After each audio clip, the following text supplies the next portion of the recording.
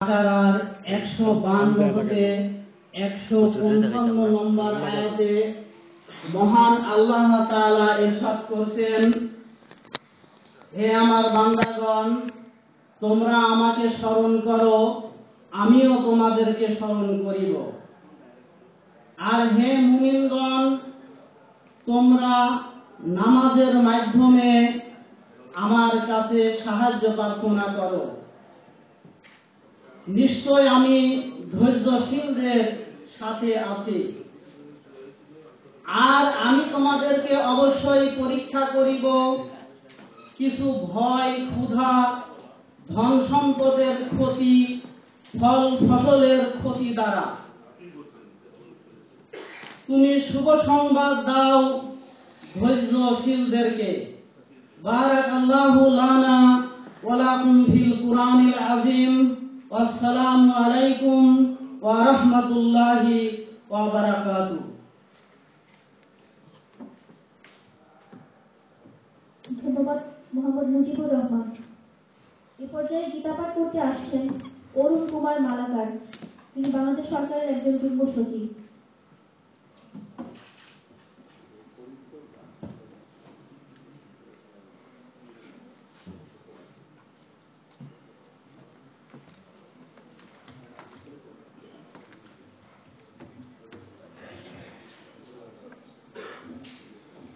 नमोऽयं विष्णुपादाय विष्णुपृष्ठाय भूतले श्रीमते जयपताकाश्रमी नामे नमो यच्चर्यपादाय निताय कृपप्रदाय कोलकाताधाराय नगरग्रामतमे।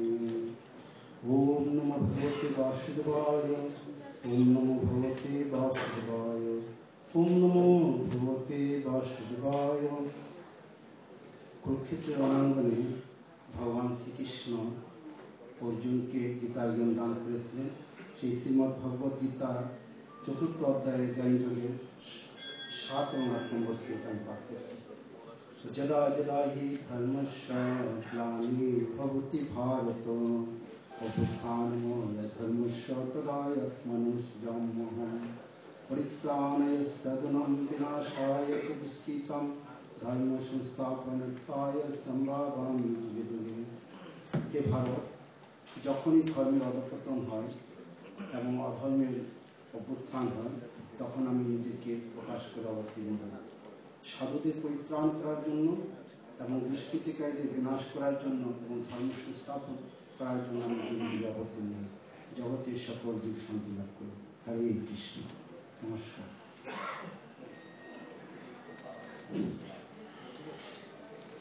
স্বাধীনতা সে আমার স্বজনহারি পাওয়া একমাত্র স্বজন। মুর্শিদাবাদের শাড়ি জাতির রক্তাক্ত পতাকা। স্বাধীনতা আনতে যে শহীদ জীবন উৎসর্গ করেছেন, 2 লাখ মা-বোন হারিয়েছেন সম্ভ্রম।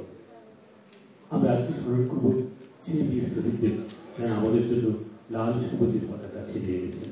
এ পর্যায়ে সকল শহীদদের জন্য 1 মিনিট নীরবতা পালন। আমরা দাঁড়িয়ে 1 মিনিট নীরবতা পালন করব।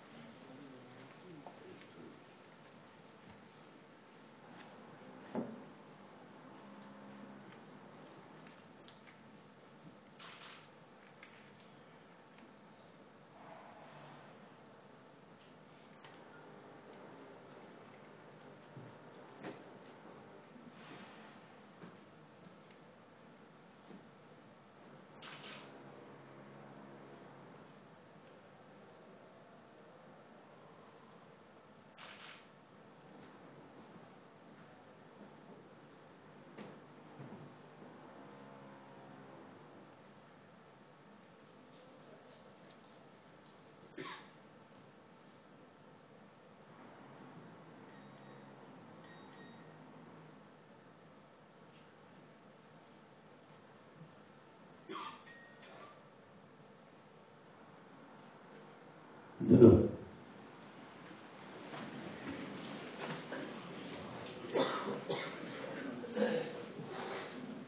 এবারে স্বাগত বক্তব্য রাখতে আসছেন তথ্য ও যোগাযোগ প্রযুক্তি মন্ত্রণালয়ের অতিরিক্ত সচিব জনাব কামালউদ্দিন আহমেদ। তার আরেকটি পরিচয়, তিনি 1971 সালে রণাঙ্গনের একজন বীর মুক্তিযোদ্ধা।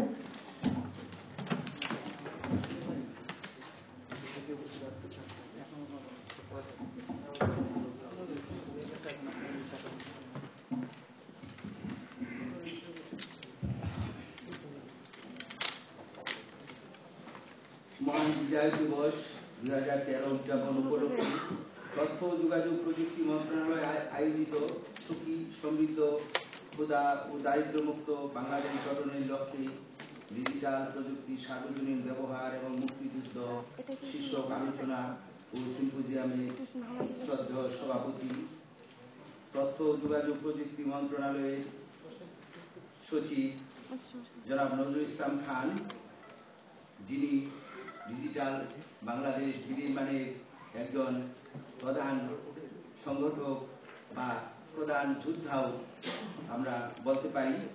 প্রধান অতিথি হিসাবে উপস্থিত আছেন 71 রণাঙ্গনের বীর মুক্তিযোদ্ধা গণপ্রজাতন্ত্রী বাংলাদেশ সরকারের মাননীয় প্রধানমন্ত্রীর সাবেক উপদেষ্টা ডক্টর তৌফিক এলাহী চৌধুরী বীর বিক্রম। বিশেষ অতিথি হিসাবে উপস্থিত রয়েছেন যিনি প্রিয় স্বদেশকে ভালোবেসে জীবনের সব দাবিকে তুচ্ছ করে মুক্তিযুদ্ধের সবরে সামিল হয়েছেন সেই বীর সেনানী লেফটেন্যান্ট কর্নেল সাজ্জাদ আলী জহির বীর প্রতীক। আমন্ত্রিত অতিথিবৃন্দ, তথ্য ও যোগাযোগ মন্ত্রণালয় এবং এর অধীনস্থ সংস্থাসমূহের কর্মকর্তা কর্মচারীবৃন্দ, প্রিন্ট ও ইলেকট্রনিক্স মিডিয়া সাংবাদিকবৃন্দ ও সুধীগণ, আসসালামু আলাইকুম। হাজারো বছরের শ্রেষ্ঠ অর্জন 71 মহান মুক্তিযুদ্ধকে নিয়ে এই ধরনের একটি অনুষ্ঠান আয়োজন করতে পেরে আমরা আনন্দিত। এই অনুষ্ঠানে দাঁড়িয়ে গভীর শ্রদ্ধাবনত চিত্তে স্মরণ করছি যারা একটি স্বাধীন স্বদেশ ভূমি প্রতিষ্ঠার জন্য লাল সবুজের পতাকার জন্য জীবন উৎসর্গ করেছেন, সেই বীর মুক্তিযোদ্ধাদের যাদের আত্মত্যাগের বিনিময়ে আমরা এখন স্বাধীন ভূখণ্ডের গর্বিত নাগরিক। বিশেষভাবে স্মরণ করছি হাজার বছরের শ্রেষ্ঠ বাঙালি জাতির জনক বঙ্গবন্ধু শেখ মুজিবুর রহমানকে, যার স্বপ্ন সাহস আর প্রেরণাকে ধারণ করে নিরস্ত্র জাতি একটি রক্তক্ষয়ী যুদ্ধে ঝাঁপিয়ে পড়েছিল। স্মরণ করছি জাতীয় চার নেতাকে যারা 1975 জেলখানায় শহীদ হয়েছেন। সুধীবৃন্দ, বিজয় একটি বোধ, একটি চেতনা, একটি উপলব্ধির নাম। স্বাধীনতা মানুষের আজন্ম লালিত আকাঙ্ক্ষা। প্রখ্যাত দার্শনিক যা রসু বলেছেন, man is born free but everywhere he is chained. তাই পরাধীনতার শেকল বান্তি আমাদের দামাল ছেলেরা সেদিন অস্ত্র হাতে তুলে নিয়েছিল। পশুত্ব আর বর্বরতার বিরুদ্ধে মানুষত্ব ও মানবিকতাকে প্রতিষ্ঠা করার সংকল্পে যারা ছিল অটুট, অটল, অবিচল। আজ আমি নিজেকে এই ভেবে গর্বিত হই যে 71 মহান মুক্তিযুদ্ধের সেই রক্তস্নাত দিনগুলোতে আমিও নিজেকে বিএলএফ এর একজন সংগঠক ও যোদ্ধা হিসাবে জয় বাংলা স্লোগান দিয়ে সামিল করতে পেরেছি। আমাদের মনে ছিল বিজয়ের দরিবার আকাঙ্ক্ষা, চেতনায় ছিল মাতৃভূমিকে শত্রুমুক্ত করার দুর্জয় শপথ। তাই বিজয় শব্দটিকে আমরা আমাদের করে নিতে পেরেছি। এখনো আমি আনমনে তাই 71 কাছে ফিরে যাই বারবার। যে মুক্তিযুদ্ধে আমরা হারিয়েছি আমাদের জাতির শ্রেষ্ঠ সন্তানদের, একই সাথে আমাদের পুরো জাতিকে স্বীকার করতে হয়েছে বহু ত্যাগ। আমাদের এই অমূল্য ত্যাগের বিনিময়ে অর্জিত স্বাধীনতা রক্ষা করা এবং এই স্বাধীনতার সুফল প্রতিটি মানুষের ঘরে পৌঁছে তোলাই এখন আমাদের মহান কাজ এবং প্রধান কাজ।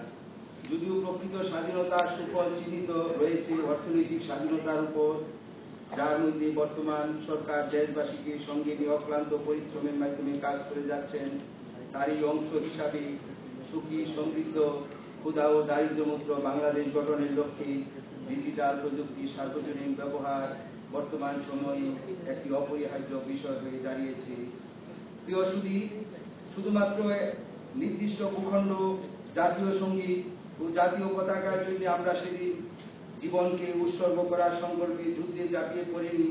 আমাদের প্রত্যাশা ছিল একটি সুখী সমৃদ্ধ স্বদেশ, যেখানে বিচারের বাণী নিবৃত্তে কাঁদবে না, সততা, ন্যায় আর নীতির অনুপম দৃষ্টান্ত হবে আমাদের প্রিয় বাংলাদেশ, যেখানে গণতন্ত্রের স্বাদ পাবে প্রতিটি মানুষ, বাক, ব্যক্তি ও সংবাদপত্রের স্বাধীনতা সুপ্রতিষ্ঠিত হবে, মানুষ হবে মানুষের জন্য, দেশপ্রেম হবে প্রতিটি মানুষের প্রেরণার মিনার, স্থিত হবে ভয়শূন্য, উচ্চ হবে শির। সেখানে বেকার যুবক পাবে আত্মকর্মসংস্থানের ঠিকানা, শ্রমিক পাবে শ্রমের সঠিক হিসেব, ছাত্র পাবে ভবিষ্যৎ জীবনের নিশ্চয়তা, বুদ্ধিজীবী হবে সঠিক মূল্যায়ন। আমরা আমাদের গৌরবের গান গাইব, আমাদের সৌরভে মুখরিত হবে পৃথিবীর প্রতিটি প্রাঙ্গণ। প্রিয় সুধী, সেই স্বপ্নযাত্রা মাঝে মধ্যে সামরিক শাসনের হস্তক্ষেপে আর অশুভ শক্তির আগ্রাসনে বাধাগ্রস্ত হলেও আমরা স্বাধীনতার চেতনা বাস্তবায়নে প্রতিনিয়ত নিরন্তর কাজ করে যাচ্ছি। বাংলাদেশ এখন বিশ্ব সভায় নিজেকে বিভিন্নভাবে আসীন করেছে। বাংলাদেশ তার অর্থনৈতিক অগ্রগতি ও নীতির জন্য বহির্বিশ্বের দৃষ্টি আকর্ষণ করতে সক্ষম হয়েছে। বৈশ্বিক শান্তি প্রতিষ্ঠায় বাংলাদেশ একটি অপরিহার্য নাম। নারী ক্ষমতায়নে বাংলাদেশের নাম শ্রদ্ধার সাথে উচ্চারিত হচ্ছে বিশ্বের সর্বত্র। সুধীবৃন্দ, বর্তমান বিশ্বে তথ্য প্রযুক্তির অগ্রগতি আর তথ্যের অবাধ প্রবাহ দারিদ্র্য দূরীকরণ ও মানুষের ক্ষমতায়নের অন্যতম হাতিয়ার হিসাবে বিবেচিত। প্রযুক্তিকে অবলম্বন করে 2021 সালের মধ্যে একটি দেশকে একটি মধ্যম আয়ের দেশে পরিণত করার মধ্য দিয়ে মুক্তিযুদ্ধের স্বপ্ন পূরণে বর্তমান সরকার নিরলসভাবে কাজ করে যাচ্ছে। তথ্য প্রযুক্তিতে বাংলাদেশের বিস্ময়কর অগ্রগতি প্রযুক্তিপ্রেমী ও বিশেষজ্ঞদের বাংলাদেশমুখী হতে বাধ্য করেছে। এখানে আয়োজিত হয়েছে এশিয়া ও ডিজিটাল ওয়ার্ল্ডের মতন আন্তর্জাতিক তথ্য প্রযুক্তি সম্মেলন। মোবাইল ফোন বাংলাদেশের মানুষের জীবনযাত্রাকে আমূল বদলে দিয়েছে। 11 কোটি মানুষের হাতে এখন মোবাইল, 3 কোটি মানুষ ইন্টারনেট ব্যবহার করছে। ফ্রিল্যান্সিং এর ক্ষেত্রে ঢাকা এখন বিশ্বের তৃতীয় শহর। আউটসোর্সিং এর মাধ্যমে বাংলাদেশের তরুণরা বৈদেশিক মুদ্রা অর্জন করছে। তথ্য প্রযুক্তির অগ্রযাত্রাকে আরো নিবিড় ও নিখুঁত করতে সৃষ্টি হয়েছে তথ্য ও যোগাযোগ প্রযুক্তি মন্ত্রণালয়। ইতিমধ্যে মন্ত্রণালয় উল্লেখযোগ্য অর্জন করেছে। আমরা আরো এগোতে চাই উঁচু আকাশের দূর সীমানা স্পর্শ করতে। তাই প্রতিদিন আমরা নতুন নতুন কর্মসূচি হাতে নিচ্ছি এবং এর বাস্তবায়নে দিচ্ছি সর্বোচ্চ মনোযোগ। মহান বিজয় দিবসের অনুষ্ঠানে আমরা আপনাদের আহ্বান জানাই, আসুন আমরা সকলে মিলে একযোগে কাজ করি, স্বাধীনতার স্বপ্নকে অর্থবহ করে তুলি। আপনারা আমাদের আহ্বানে সাড়া দিয়ে এখানে এসেছেন, সেই জন্য আপনাদের সকলকে আবারও শুভেচ্ছা জানিয়ে আমি আমার স্বাগত বক্তব্য এখানেই শেষ করছি। সকলকে ধন্যবাদ। বাংলাদেশ চিরজীব হোক। জয় বাংলা। ধন্যবাদ জনাব কামালউদ্দিন আহমেদ। 71-এর রণাঙ্গনে অনেক সঙ্গীত আমাদের বীর মুক্তিযোদ্ধাদের সাহস জুগিয়েছে। সেই সাহসের সোপান পেরিয়ে আমরা স্বাধীনতা পেয়েছি। সম্মানিত সুধী, এ পর্যায়ে উদ্বোধনী সঙ্গীত নিয়ে আসছে সুস্মিতা সাহা। তাকে সহায়তা করার জন্য কিবোর্ডে আছেন প্রদীপ, পেড্রামসে ইমরান এবং তবলায় আছেন মিহির বিশ্বাস।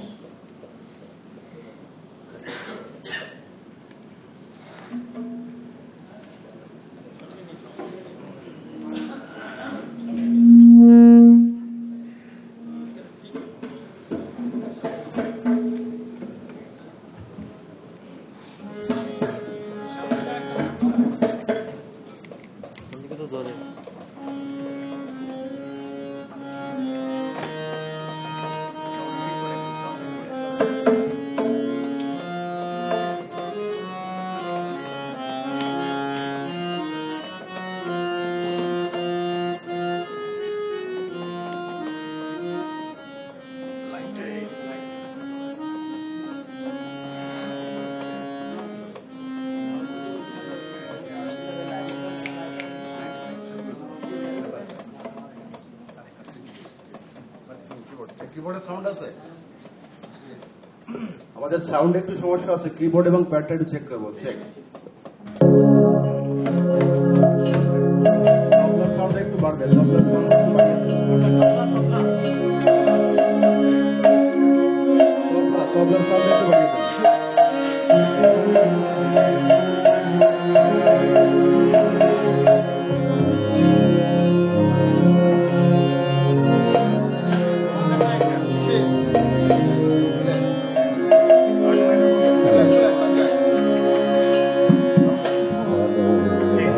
পূর্ণ পুষ্প ভরা আমাদের বসুন্ধরা, তাহার মাঝে আছে দেশের সকল দেশের সেরা, ও সে স্বপ্ন দিয়ে তৈরি সে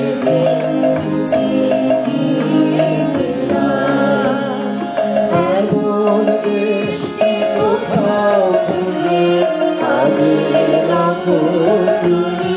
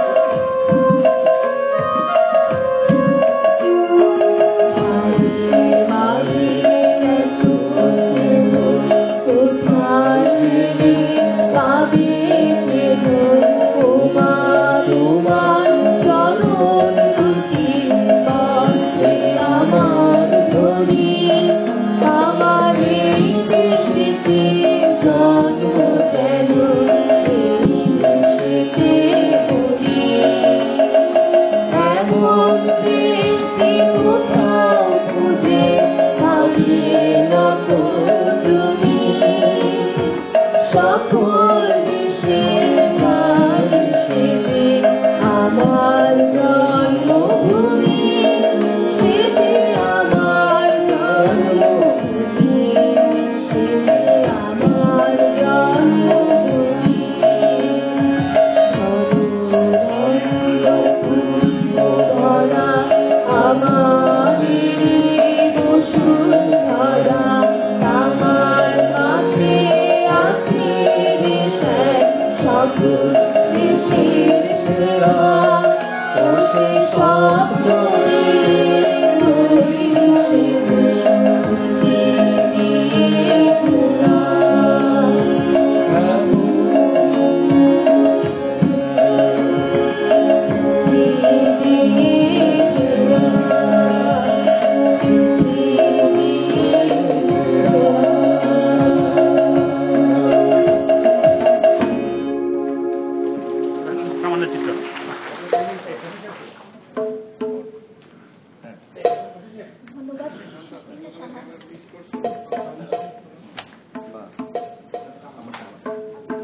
এবারে দেশাত্মবোধক সঙ্গীত নিয়ে আসছে জনাব স্বপন কুমার দাস, সহকারী অ্যাটর্নি জেনারেল এবং বাংলাদেশ বেতারের একজন নিয়মিত শিল্পী।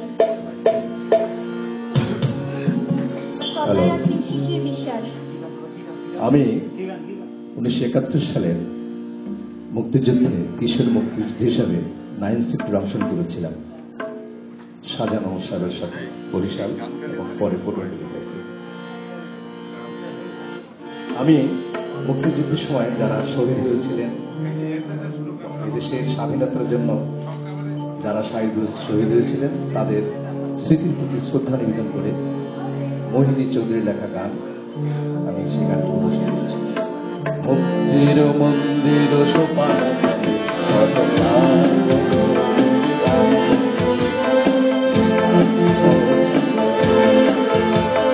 মুক্তির মন্দির সোপান কত প্রাণ হলো বলে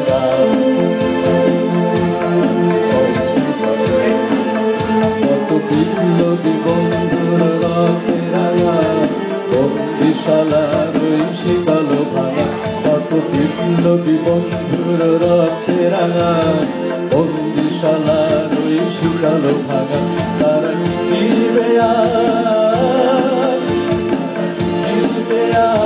সুপ্রভাতে কত তরুণ গেছে অন্ধকারে মুক্তির মন্দির সোপান কাটে কত ক্লান্ত বলিদান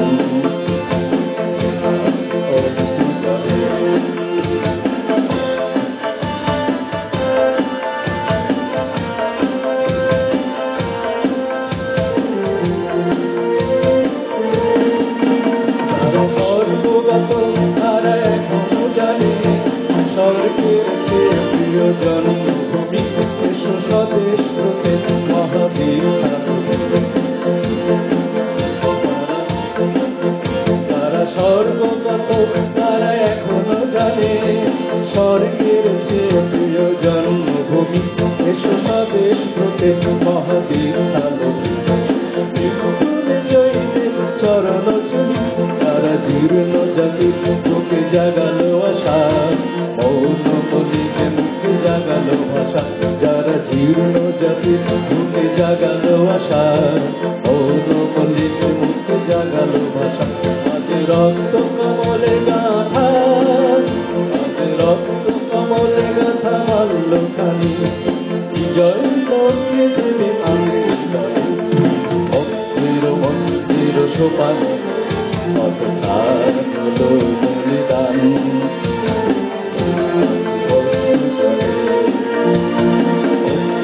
মন্দির সোপান করে তার হলো বলিদান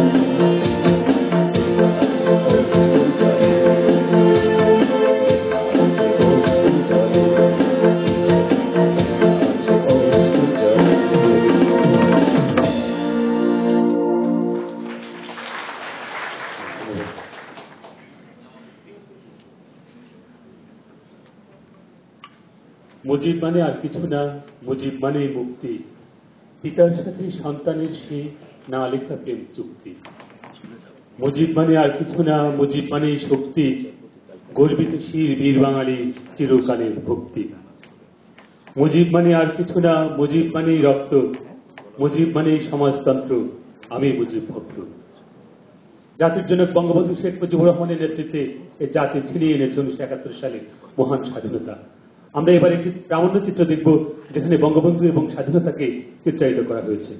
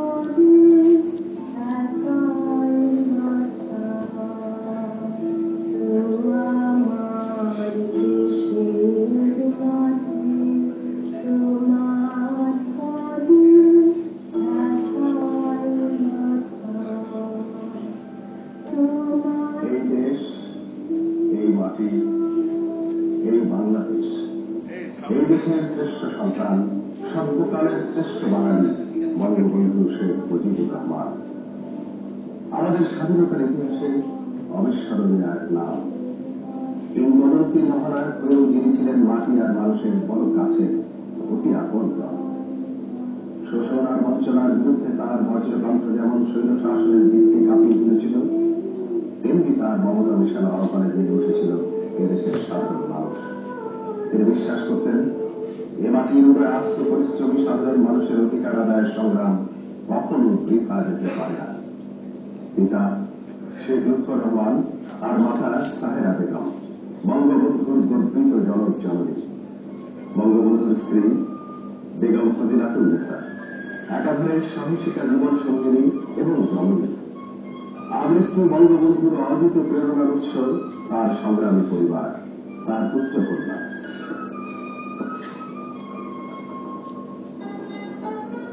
স্কুল থেকে শুরু হয়েছিল বঙ্গবন্ধু শেখ মুজিবের আনুষ্ঠানিক শিক্ষা জীবন। অবিভক্ত বাংলার প্রধানমন্ত্রী শেরে বাংলা ফজলুল হক এবং মন্ত্রী হোসেন শহীদ সারওয়ারদের সাক্ষাৎ লাভের সুযোগ পেয়েছিলেন কিশোর মুজিব স্কুল জীবন। 1992 সালে গোপালগঞ্জ মিশন স্কুল থেকে প্রবেশিকা পরীক্ষা উত্তীর্ণ হয়ে কলকাতার ইসলামিয়া কলেজে ভর্তি হলেন। এর আগে ছাত্র রাজনীতিতে সক্রিয় কর্মী হয়ে উঠেছিলেন তিনি। পাকিস্তানের রাষ্ট্রভাষা হবে উর্দু। পাকিস্তান সরকারের এই ষড়যন্ত্রমূলক ঘোষণার প্রতিবাদে বঙ্গবন্ধু বন্দী থাকা অবস্থায় বাংলাকে রাষ্ট্রভাষা করার দাবিতে 1952 21 ফেব্রুয়ারিকে দাবি দিবস হিসেবে পালনের আহ্বান জানান। 14 ফেব্রুয়ারি বঙ্গবন্ধু এই দাবিতে জেলখানায় অনশন শুরু করেন।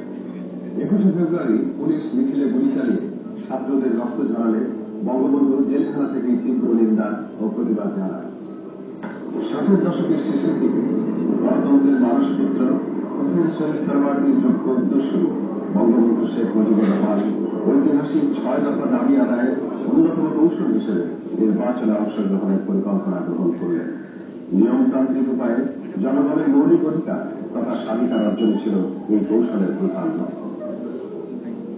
ইতিমধ্যে পাকিস্তানের সামরিক শাসক গোষ্ঠী তাদের প্রাসাদ ষড়যন্ত্রের আরেকটি কৃষ্ণ অধ্যায়ের সূচনা করল, আগরতলা ষড়যন্ত্র মামলা। গগন বিদারী স্লোগান উঠল, জেলের তারা ভাঙব, শেখ মুজিবকে আনব। আগরতলা ষড়যন্ত্র মামলা থেকে মুক্তি লাভের পর 1969 সালে 23 ফেব্রুয়ারি ঢাকার রমনা রেসকোর্স ময়দানে এক স্বতঃস্ফূর্ত জনসমাবেশে ভাষণ দিলেন শেখ মুজিব। গোটা জাতি এই মহান নেতার কণ্ঠে সেবন করিয়ে দেয় বঙ্গবন্ধু উপাধি এক বিজয় মালা।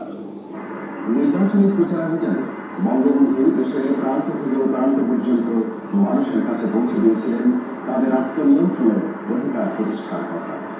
7 ডিসেম্বর অনুষ্ঠিত হল নির্বাচন। সারা পাকিস্তানের সংখ্যাগরিষ্ঠ দল হিসেবে আত্মপ্রকাশ করল আওয়ামী লীগ। এদিকে বঙ্গবন্ধুর আহ্বানে সাড়া দিয়ে ঢাকা বিশ্ববিদ্যালয়ের কেন্দ্রীয় ছাত্র সংগ্রাম পরিষদ বিশ্ববিদ্যালয়ের প্রাঙ্গণে উড়িয়ে দিল স্বাধীন বাংলার প্রথম পতাকা। ছাত্র সমাজ স্বাধীন বাংলার পতাকা তুলে দিল বঙ্গবন্ধুর হাতে। বঙ্গবন্ধু তার যোগ্য উত্তরসূরি হিসেবে ছাত্র সমাজকে অভিনন্দিত করলেন। জনগণের প্রতিবাদকে প্রতিহত করতে চলল গুলি আর পুলিশের নির্যাতন। ঢাকা, রাজশাহী, খুলনা, রংপুর সহ দেশের প্রায় সর্বত্র আগুন লাগা বারুদের স্তূপের মতো ফুসে উঠল জনগণ। বাঙালির রক্তে রঞ্জিত হল রাজপথ। এমনি এক উত্তাল সময়ে 7 মার্চ রেসকোর্স ময়দানে জাতির উদ্দেশ্যে বঙ্গবন্ধু দিলেন তার সেই ঐতিহাসিক ভাষণ।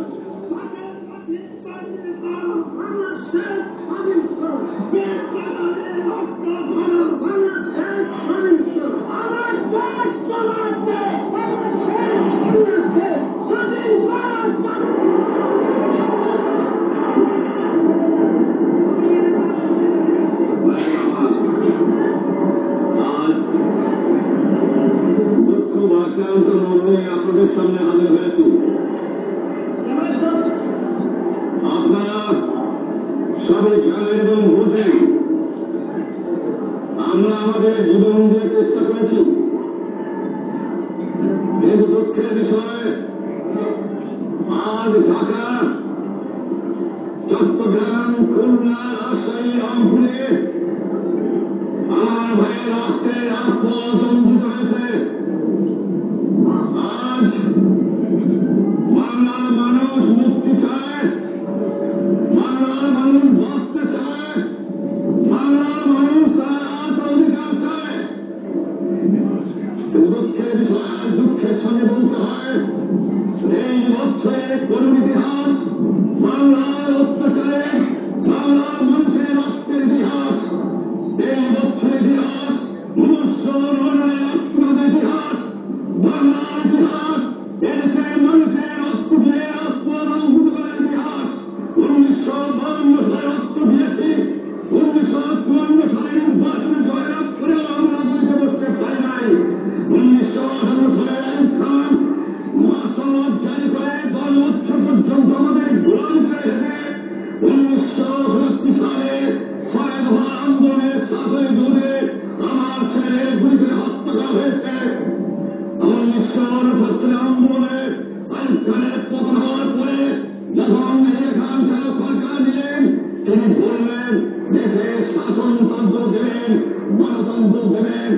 সালাম মেনে নিলাম।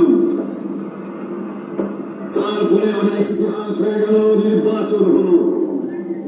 আপনার জানেন দোষ কি আমাদের? আজকে তিনি আমি প্রেসিডেন্ট খান সাহেবের সঙ্গে দেখা করেছি, আপনারা জানেন, আলাপ আলোচনা করেছি। আমি শুধু বাংলা নয়, পাকিস্তানের নেতৃত্ব পার্টির নেতা হিসাবে তাকে অনুরোধ করলাম 15 ফেব্রুয়ারি তারিখে আপনি জাতীয় পরিষদের অধিবেশন দেন। তিনি আমার কথা রাখলেন না, তিনি রাখলেন ভট্ট সাহেবের কথা। কি পেলাম আমরা? আমার পয়সা দিয়ে অস্ত্র পেয়েছি বহিঃশত্রু আক্রমণ থেকে দেশকে রক্ষা করার জন্য। আর সেই অস্ত্র ব্যবহার হচ্ছে আমার দেশের গরিব দুঃখীগ্রস্ত মানুষের বিরুদ্ধে। তারা বুকের উপরে হচ্ছে গুলি। তাকে আমি বলেছিলাম, ইলিয়াস খান সাহেব, আপনি পাকিস্তানের প্রেসিডেন্ট, দেখে যান, ঢাকায় আসেন কিভাবে আমার গরিবের পরে, আমার বাংলার মানুষের অধিকের পরে গুলি করা হয়েছে, কি করে আমার মায়ের তোর খালি করা হয়েছে, কি করে মানুষকে হত্যা করা হয়েছে। আপনি আসুন, দেখুন, বিচার করুন, তারপরে আপনি ঠিক করুন। আমি এই কথা বলেছিলাম। 25 তারিখে অ্যাসেম্বলি পাস হয়েছে, রক্তের ঘ্রাণ খুঁজায় নাই। আমি 10 তারিখে বলে দিয়েছি যে ওই শহীদের রক্তের মধ্যে পড়া দিয়ে 8 কিছুতে মুজিবুর রহমান যোগদান করতে পারে না। অ্যাসেম্বলি কল করেছেন, আমার দাবি মানতে হবে। সামরিক আইন ভারসাম্য করতে হবে। সমস্ত সামরিক বাহিনীর লোকদের মেয়েকে ফেরত দিতে হবে। যেভাবে হত্যা করা হয়েছে তার তদন্ত করতে হবে। আর জনগণের প্রতিনিধির কাছে ক্ষমতা হস্তান্তর করতে হবে।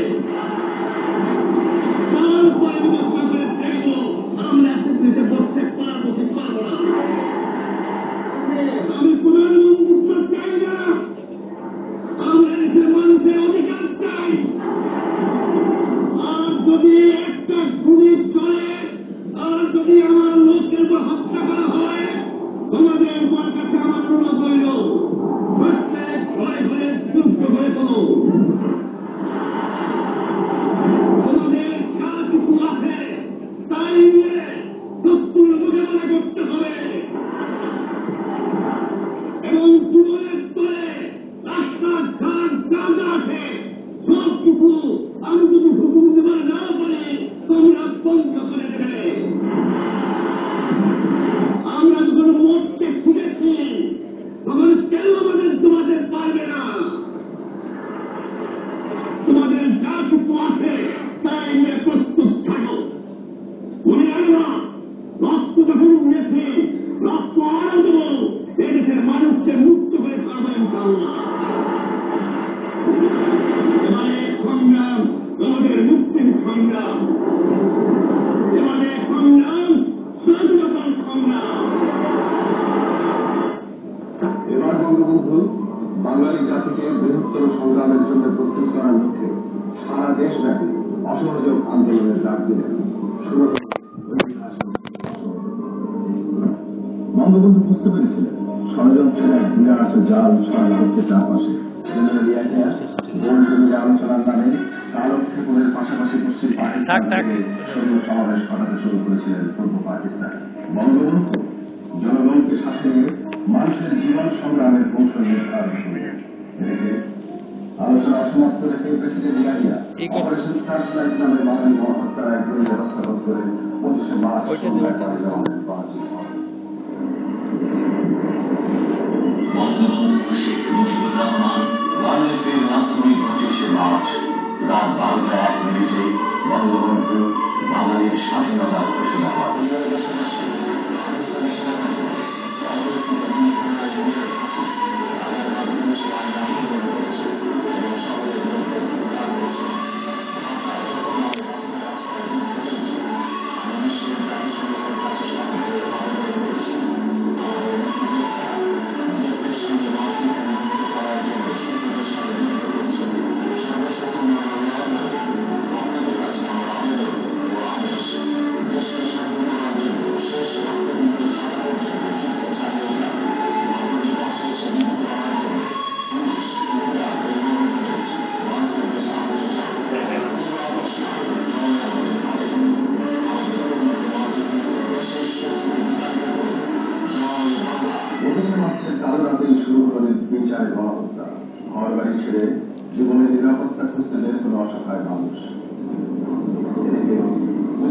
রাতেই ঢাকায় ধানমন্দির 32 নম্বরে হামলা চালিয়ে গ্রেফতার করা হয়েছিল বঙ্গবন্ধু শেখ মুজিবুর রহমান।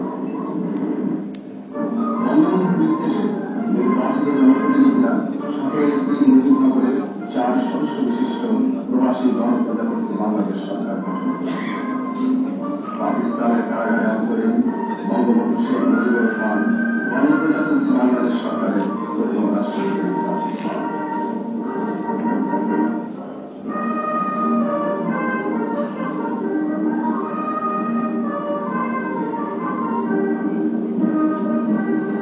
পাকিস্তানি বাহিনীর বড় নৃশংস হত্যাকাণ্ডের মধ্যে এই মুক্তিযোদ্ধারা তাদের অসীম সাহসিকতায় জীবন বাজি রেখে যুদ্ধ করেছে দিনের পর দিন।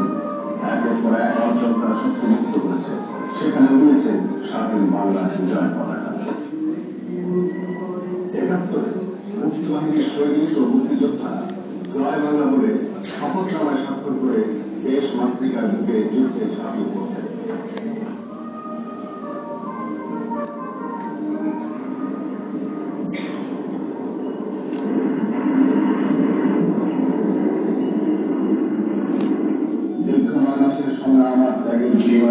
অবশেষে এল স্বাধীনতা। পরাজিত সৈন্য সহ পাকিস্তান হানাদার বাহিনীর প্রধান lieutenant general A.K. Niazi racecourse ময়দানে আত্মসমর্পণের পরিবেশ এল বিজয়, এল স্বাধীনতা। বিশ্বের মানচিত্র আর ইতিহাসে লেখা হল স্বাধীন সার্বভৌম বাংলাদেশের নাম। দেশ স্বাধীন, কিন্তু প্রিয় নেতা দেশে নেই। উদ্বেগে আগুন জনতা বাল ভাঙা জোয়ারের মতো এসে ভিড় জমানো ধানমন্দির 32 নম্বর বাড়ি। পাকিস্তানের কারাগারে তবে আসছেন বাংলার মানুষের কাছে উদ্বেগে আগুন জাতির পরম অপেক্ষায়। তখন প্রকট হয়েছে তাদের নেতা কবে আসবেন। পাক হানাদার আর তাদের এদেশি দোষক রাজাকার আলবত বাহিনী সোনার বাংলাকে ধ্বংসের স্তূপে এনে দাঁড় করিয়েছে এই 9 মাসে। গোপালগঞ্জের টুঙ্গিপাড়ায় বঙ্গবন্ধুর গ্রামটিও হয়েছে যুদ্ধে ক্ষত বিক্ষত বিধ্বস্ত। বেগম মুজিব সেই সংকটময় মুহূর্তে ছুটে গেছেন গোপালগঞ্জের টুঙ্গিপাড়ায় অসহায় গ্রামবাসীদের পাশে। সাধারণ মানুষ অধীর আগ্রহ আর উৎকণ্ঠা নিয়ে ছুটে এসেছে তারই কাছে। 9 মাসের ধ্বংসযজ্ঞে দেশের যোগাযোগ ব্যবস্থা সহ প্রায় সকল ক্ষেত্রে বিরাজ করছিল এক চরম অচলাবস্থা। হানাদার বাহিনী এদেশের সড়ক, জনপথ, সেতু, রেলওয়ে সংযোগ প্রায় সবই বিধ্বস্ত করে দিয়ে গিয়েছিল। ব্যাংকের কোটি কোটি টাকার নোট বর্ষীভূত হতে হানাদার বাংলাদেশের অর্থনৈতিক মেরুদণ্ডকে ভেঙে দিতে চেয়েছিল।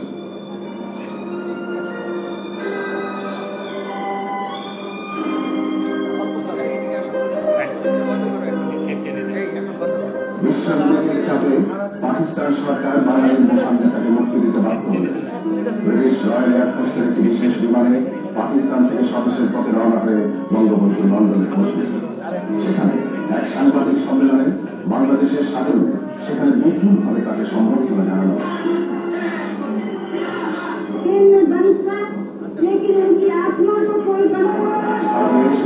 অধীর হয়ে আছেন তাদের নেতা ফিরে আসছেন।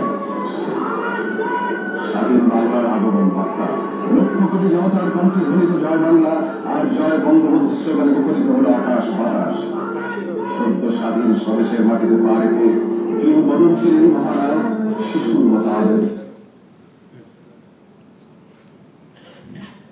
সম্মানিত সুধী, এ পর্যায়ে মঞ্চে বক্তব্য রাখতে আসছেন বাংলাদেশ কম্পিউটার কাউন্সিলের বেসিক আইসিটি স্কিল ট্রান্সফারের প্রকল্প পরিচালক এবং যুগ্ম সচিব জনাব নুরুদ্দিন আহমেদ।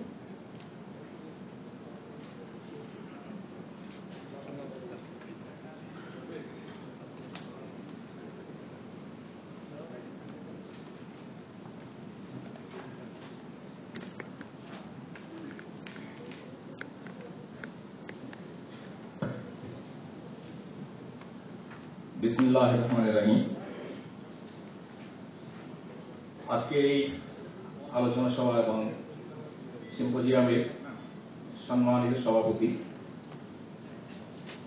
আইসিটি মন্ত্রণালয়ের মাননীয় সচিব মহোদয়, প্রধান অতিথি জনাব তৌফিক এলাহি চৌধুরী বিক্রম, মাননীয় প্রধানমন্ত্রীর সাবেক উপদেষ্টা, বিশেষ অতিথি জনাব কর্নেল অবস সাজ্জাদ আলী জহির, বীরপুত্রী, আইসিটি মন্ত্রণালয়ের সম্মানিত অতিরিক্ত সচিব মহোদয়, আজকে অনুষ্ঠানে উপস্থিত সকল সুধীবৃন্দ, আসসালামু আলাইকুম। আজকে এখানে দাঁড়িয়ে হঠাৎ করে 1971 সালে ফিরে গেছি বলে আমাদের কাছে মনে হয়েছে। 1971 সেই উত্তাল দিনগুলি, যখন আমি একজন কলেজ ছাত্র, কলেজে পড়াশোনা করতাম। কলেজে তখনকার দিনে আমাদের একটি প্রশিক্ষণ হতো, যেটাকে বলা হতো UOTC, university officer training course, যেটি আজকে বিএনসিসি নামে বাংলাদেশে আছে, সেটির একজন সদস্য আমি ছিলাম। আমাদেরকে ট্রেনিং করানো হতো ডামি রাইফেল দিয়ে, অর্থাৎ রাইফেলের ফায়ার পিক খুলে রেখে আমাদেরকে ট্রেনিং করানো হতো। সেই ট্রেনিং করার সময় আমার সেই বরিশাল বিএম কলেজের সম্মানিত শিক্ষক জনাব শামসুদ্দিন স্যার একদিন আসলেন এবং আমাদের তার সামনে বসি যে ভদ্রলোক ট্রেনিং করাতেন, পাকিস্তান সেনাবাহিনীর একজন হাবিলদার, তিনি একটি উর্দুতে একটি গালি দেওয়ার কারণে আমরা সবাই রাইফেল ছুঁড়ে ফেলে দিয়েছিলাম। শামসুদ্দিন স্যার বলছিলেন যে আজকে তোমরা যে রাইফেল ছুঁড়ে ফেলে দিলে, একদিন এই রাইফেলের জন্য তোমাদের কাঁদতে হবে, একদিন এই রাইফেল তোমার হাতে অস্ত্র হয়ে এদেশের সাধারণ মানুষকে রক্ষা করবে। স্যারের সেই বাণী যখন কানে আসলো, আমরা অস্ত্র সজল ক্ষেত্রে সবাই আবার রাইফেল তুলে নিয়ে আমাদের প্রশিক্ষণ আবার শুরু করেছিলাম এবং সেই প্রশিক্ষণ নিয়ে সেই যে ভোতা অস্ত্র অর্থাৎ বিনলেস রাইফেল যেটি, সেই রাইফেলটি 9 মাসের যুদ্ধে সঙ্গী হয়ে এদেশের মানুষের জন্য আমরা মাঠে ঘাটে ঘুরে যুদ্ধ করেছিলাম। কেন যুদ্ধ করেছিলাম সেই প্রশ্ন আজকে আমাদের সামনে নূতন করে উপস্থাপিত হয়েছে। বঙ্গবন্ধুকে তখনও চিনি না, বঙ্গবন্ধুকে তখনও দেখিনি। বঙ্গবন্ধুর নাম শুনেছি, শেখ মুজিবের নাম শুনেছি, শেখ মুজিবের একটি নাম, একটি ইতিহাস, এটি শুনেছি। ছাত্র অবস্থায় যখন তার সেই নামটি শুনতাম, গায়ের লোমগুলো শিহরিত হয়ে উঠত। অসহযোগ আন্দোলন যখন শুরু হলো, আমরা অসহযোগ আন্দোলনে যখন শরিক হলাম, তখন হঠাৎ করে আমাদের মাঝে পেয়েছিলাম বরিশালের একজন সামরিক বাহিনীর কর্মকর্তা, অনেকেই তার নাম জানেন, major M A Jalil. Jalil সাহেবকে আমরা পেয়ে তার মাধ্যমে আমরা সেদিন প্রশিক্ষণ গ্রহণ করার মাঝখানে হঠাৎ করে 7ই মার্চ বঙ্গবন্ধু যে ভাষণ দিলেন, সেই ভাষণের দিকে আমাদের সকলের নজর আকৃষ্ট হলো। আমরা শুধু সেদিন চিন্তা করেছিলাম যে বঙ্গবন্ধু কেন স্বাধীনতা ঘোষণা আজকে করলেন না। আজকে স্বাধীনতা ঘোষণা করলে হয়তো আজকে থেকে যুদ্ধ শুরু করতে পারতাম। পরবর্তী সময়ে যখন আমরা নিজেদেরকে একটু চিন্তা করেছি, নিজেদেরকে একটু স্বাভাবিক অবস্থায় ফিরে এনেছি, তখন বুঝতে পেরেছি যে বঙ্গবন্ধু কেন করেননি। তিনি কত বড় মাপের রাজনৈতিক নেতা ছিলেন, তার প্রমাণ তিনি সেদিন রেখেছিলেন। সেদিন যদি তিনি স্বাধীনতা ঘোষণা করতেন, তাহলে তাকে বিস্মৃতবাদী বলা হতো, সেদিন তাহলে স্বাধীনতা ঘোষণা কার্যকরী করা হয়তো সম্ভব হতো না। তিনি প্রস্তুত করেছেন, ক্ষেত্র তৈরি করেছেন, উপযুক্ত সময় বেছে নিয়েছেন, তারপর স্বাধীনতা ঘোষণা করেছেন এবং সেই স্বাধীনতা ঘোষণার ফলেই বঙ্গবন্ধু সমস্ত বিশ্বের মানুষের যে সহযোগিতা, সহমর্মিতা, সেগুলো আকর্ষণ করতে সক্ষম হয়েছিলেন। আজকে মঞ্চে যিনি বসে আছেন জনাব তৌফিক ইলাহি চৌধুরী, ওনার নাম আমরা সেদিন শুনেছিলাম রণাঙ্গনে বসি। তার সঙ্গে আরেকটি নাম শুনেছিলাম, যিনি বরিশালে বাড়ি, যেমন এসপি মাহবুব করে যাকে বলা সবাই বলতো, তাকে চিনত, তার নামটি শুনেছিলাম। সেদিন একটি কথা বারবার মনে এসেছিল যে একজন সিভিল সার্ভেন্ট, পাকিস্তান গভর্নমেন্টের একজন সরকারি চাকরিজীবী, যিনি তার চাকরির মায়া ত্যাগ করে, জীবনের মায়া ত্যাগ করে যদি মুক্তিতে অংশগ্রহণ করতে পারে, তাহলে এদেশের একজন সাধারণ মানুষ হিসাবে কেন আমরা পারব না। আমরা সেদিন তার নামে উজ্জীবিত হয়েছিলাম এবং সেই উজ্জীবনা আমাদের জীবনে বারবার কাজে এসেছে, আমরা বারবার সেটি প্রমাণ করতে পেরেছি। বঙ্গবন্ধু যখন অসহযোগ আন্দোলনে বলেছিলেন যে আজ থেকে এদেশের আইন কানুন নিয়ম সবকিছু আমার কথায় চলবে, অর্থাৎ সেটি তার একক কথা নয়, কথার অর্থ যেটি আমরা খুঁজে পেয়েছিলাম সেটি হয়েছিল যে বাঙালির যা কিছু আছে বাঙালির নির্দেশে সেগুলো চলবে, সেখানে পাকিস্তানের নির্দেশে কোনো কিছু চলবে না। সেই বিষয়টিকে আমরা অনেকে এখনো ভুল ব্যাখ্যা করে থাকি। সেই ভুল ব্যাখ্যা করার কোনো অবকাশ নেই। কেন নেই? এই কারণে যে যেহেতু 9 মাসের যুদ্ধে আমরা দেখেছি এদেশের যোগাযোগ ব্যবস্থা, এদেশের সমস্ত অর্থনৈতিক ব্যবস্থা সবকিছুকে বিভক্ত করে দেওয়া হয়েছিল। আজকে তার আরেকটি তাণ্ডব নূতন করে শুরু হয়েছে। এদেশের সম্পদ পুড়িয়ে দেওয়া হচ্ছে, এদেশে বাসে আগুন দিয়ে মানুষ মারা হচ্ছে, এদেশে রাস্তা খুঁড়ে অবরোধ তৈরি করা হচ্ছে। অর্থাৎ সেই প্রতাস্তারা আবার ফিরে আসার চেষ্টা করছে। সুতরাং আমাদেরকে নূতন করে আবার ভাবার দিন আমাদের কাছে এসেছে। আমাদেরকে মনে হয় নূতন করে আবার ভাবতে হবে। আমাদেরকে আবার হয়তো সেই সম্মুখ সামনে না হলেও আমাদেরকে হয়তো আবারও সেই এমনভাবে আমাদের সামনে এগিয়ে যেতে হবে যেখানে আমরা ওই হায়নার আক্রমণ থেকে নিজেদেরকে রক্ষা করব, এদের দেশবাসীকে রক্ষা করব। সেই প্রত্যয়, সেই ঘোষণা আমাদেরকে আজকে আবার নূতন করে দিতে হবে। আমি আমার বক্তব্য বাড়াবো না, শুধু এইটুকুই বলবো যে আজকের আলোচনার দুটি অংশ এখানে ছিল। একটি অংশ মুক্তিযুদ্ধ, আরেকটি অংশ হচ্ছে আমাদের একটি সুখী সমৃদ্ধ ক্ষুধাদায়ক মুক্ত বাংলাদেশ গঠনের লক্ষ্যে ডিজিটাল প্রযুক্তির ব্যবহারের বিষয়টি।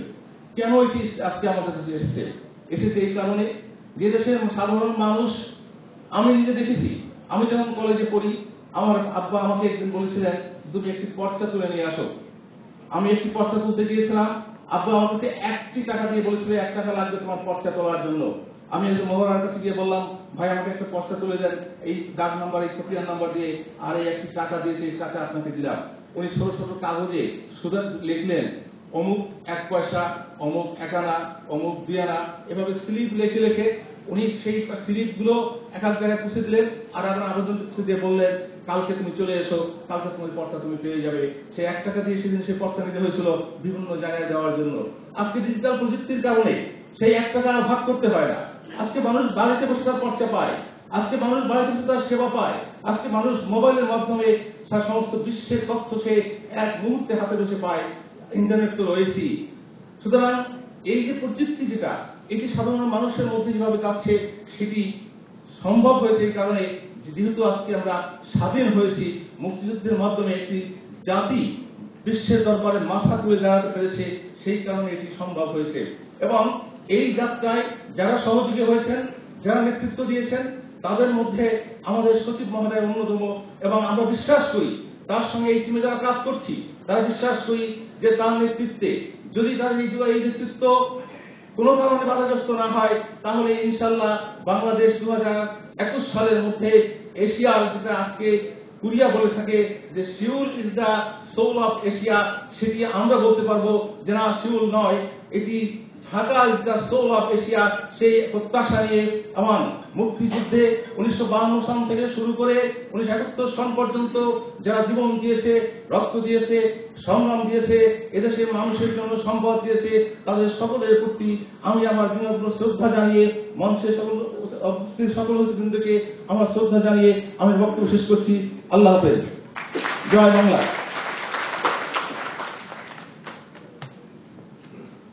ধন্যবাদ জনাব নুরুদ্দিন আহমেদ। এ পর্যায়ে মঞ্চে বক্তব্য রাখতে আসছেন তথ্য ও যোগাযোগ প্রযুক্তি মন্ত্রণালয়ের যুগ্ম সচিব এবং আজকের অনুষ্ঠানের সার্বিক তত্ত্বাবধায়ক জনাব শ্যামা প্রসাদ ব্যাপারী।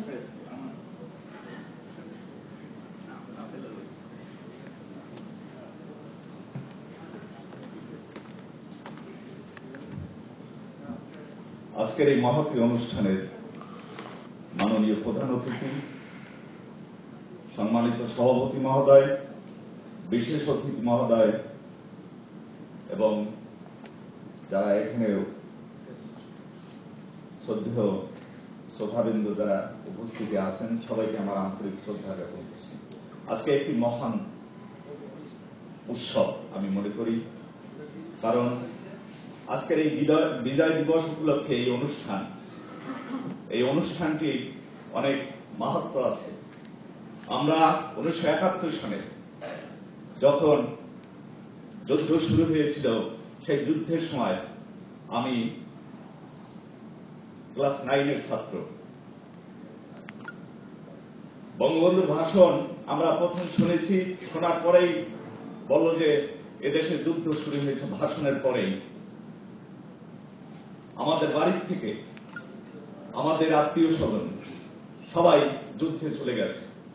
আমরাও ছোট, আমরাও পালিয়ে গিয়েছিলাম, কিন্তু আমাকে আবার ফিরিয়ে এনেছে। তো এইভাবে আমরা যুদ্ধ দেখেছি। আমাদের বাড়ির মধ্যে আমাদের ঘর বাড়ি সমস্ত গ্রামটা একদিনে জ্বালিয়ে দিয়েছে। একটি মানুষ, আমাদের প্রতিবেশী, এক দড়িতে আমাদের 33 জন লোককে এক দড়িতে বেঁধে গুলি করা হয়েছে। একজন কোনো মতে বেঁচে ছিল, সে আগেই পড়ে গেছিল ভয় পেয়ে। আমরা লাশগুলোকে নিয়ে আসছি, এসে আমরা দেখেছি আমরা যখন ভারতে যাই শরণার্থী হিসাবে, আমি ছবি দিয়েছি, এখানে একটি ইতিহাস তুলে ধরেছি। সে যে করুণ দৃশ্য, যাওয়ার পথে আমি হারিয়ে গিয়েছিলাম, আমি দেখেছি মানুষের কি কষ্ট। আজকে মুক্তিযোদ্ধাদের দেখেছি 7 দিন পর্যন্ত আমার এক আত্মীয়, আমার এক কাকা সাধনা খেয়ে রয়েছে এবং চারিদিক থেকে পাকসেনা তারা আটকিয়ে ফেলেছিল। পরবর্তীতে তারা সেইখানে পাকসেনাদেরকে মেরে আবার তারা জয় করেছে। আজকে আমাদের সামনে যে মাননীয় প্রধান অতিথি আছেন, আমাদের সচিব স্যার বারবার বলেছেন ওনাকে আনা দরকার,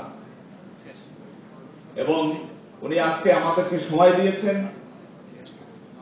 আমাদের সার্ভিসের এই লোক, আমরা শুনেছি স্যার এসডিও ছিলেন তখন, এবং উনি যুদ্ধে ঝাঁপিয়ে পড়েছিলেন। এখানে যে বিশেষ অতিথি মহোদয় আছেন, উনিও আমাদেরকে এই যুদ্ধ করে আমাদের দেশকে স্বাধীন করেছে। এখানে অনেকেই মুক্তিযোদ্ধার সন্তান আছেন, অনেকে অন্য কিছু আছেন। আমরা এই দেশটি আমার, আজকে এই দেশটিকে আমাদেরকে সাজাতে হবে, এই দেশটিকে সুন্দর করতে হবে। মাননীয় প্রধানমন্ত্রী তাই বলেছিলেন এই দেশকে একটি ডিজিটাল বাংলাদেশ হিসাবে ঘোষণা দিয়েছেন, এবং ডিজিটাল বাংলাদেশ মানেই হলো সুখী সমৃদ্ধ বাংলাদেশ, যেখানে আইসিটি একটি ড্রাইভিং ফোর্স হিসেবে কাজ করবে। তার প্রেক্ষিতে এই আইসিটি মন্ত্রণালয়ের সৃষ্টি। আমি এখানে প্রথম অফিসার হিসেবে এখানে ওই মন্ত্রণালয়ের তথ্য, আমাদের যে বিজ্ঞান প্রযুক্তি মন্ত্রণালয় বর্তমানে, ওখান থেকে এসে যোগদান করেছিলাম এবং একটি শাখা নিয়ে ওই শাখা দেখতাম। এবং আজকে আমরা ধীরে ধীরে এগিয়ে গেছি। মাননীয় সচিব মহোদয়ের নেতৃত্বে আমাদের অনেকগুলো কর্মকাণ্ড এগিয়ে গেছে, যাতে ডিজিটাল বাংলাদেশ খুব সহজেই এটা বাস্তবায়িত হতে যাচ্ছে। আমরা দেখতে পাচ্ছি পিছনে আছে আমাদের যে যশোর ডিস্ট্রিক্টের যে উদ্বোধনী অনুষ্ঠানটা, মাননীয় প্রধানমন্ত্রী, এখানে আমাদের সচিব মহোদয় আছেন। আমরা দেখতে পাচ্ছি যে আমাদের এই উদ্বোধন করছে ডিজিটাল জেলা হিসাবে। আমরা আমাদের কর্মতৎপরতার মাধ্যমে আমরা আসুন সবাই মিলে আমরা এই ডিজিটাল বাংলাদেশ গড়ে তুলি, একটি সুখী সমৃদ্ধ দেশ গড়ে তুলি, যেখানে আইসিটি ড্রাইভিং ফোর্স হিসাবে কাজ করবে। আমরা এগিয়ে যাই সামনের দিকে। আমাদের অনেক দূর এগিয়ে গেছি, অনেক কর্মকাণ্ড হয়েছে, আমরা অনেক গভর্নেন্সের দিকে এগিয়ে গেছি, যাতে আমাদের গুড গভর্নেন্স হয়। আমরা যদি ডিজিটাল বাংলাদেশ প্রতিষ্ঠিত হতে পারে, এই দেশ এগিয়ে যাবে। এই দেশ আমার, এই দেশ আমাদের সকলে, এই দেশকে আমাদের ভালোবাসতে হবে। আমরা সবাই এক হাতে হাত ধরে আমরা সবাই কাজ করি। আসুন, আমাকে সময় দিয়েছিল স্যার, বলছিলেন যে গত বৃহস্পতিবার আমাকে সময় দিয়েছিল যে তুমি এই কাজটা করো। আমি সবাই সহযোগিতায় এই কাজটিকে, এই ব্যানারটিকে বানান থেকে শুরু করে আমি চেষ্টা করেছি, সবাই আমাকে সাহায্য করেছে, সহযোগিতা করেছে। আর আজকে যারা স্যাররা এসেছেন, আমি সবাইকে ধন্যবাদ জানাই। আপনারা যারা এসেছেন সবাইকে আমি ধন্যবাদ জানাই, আপনাদের শুভেচ্ছা জানাচ্ছি, আপনাদের শ্রদ্ধা জানাচ্ছি যে আপনারা এসেছেন। যারা সাংবাদিক কর্মী, সংস্কৃতি কর্মী, তাদের অফিস ফেলে এসেছে। আমাদের যে সুশান্ত মেয়ে, আমি তাকে বলে এই যে গান গিয়েছেন, চমৎকার গান গায়। আমি আশা করি আপনারা অনুষ্ঠান উপভোগ করবেন। আমাদের স্যারকে আবারও শ্রদ্ধা জানাচ্ছি। আমাদের এই স্বাধীন বাংলাদেশ আমাদেরকে সুন্দরভাবে গড়ে তুলতে হবে, এটাই আমাদের লক্ষ্য, এবং সেটি ডিজিটাল বাংলাদেশ হবে। সবাইকে ধন্যবাদ। ধন্যবাদ জনাব শ্যামাপ্রসাদ ব্যাপারী। এবারে বক্তব্য রাখবেন বাংলাদেশ কম্পিউটার কাউন্সিলের নির্বাহী পরিচালক ও যুগ্ম সচিব জনাব এস.এম. আশফাক হোসেন।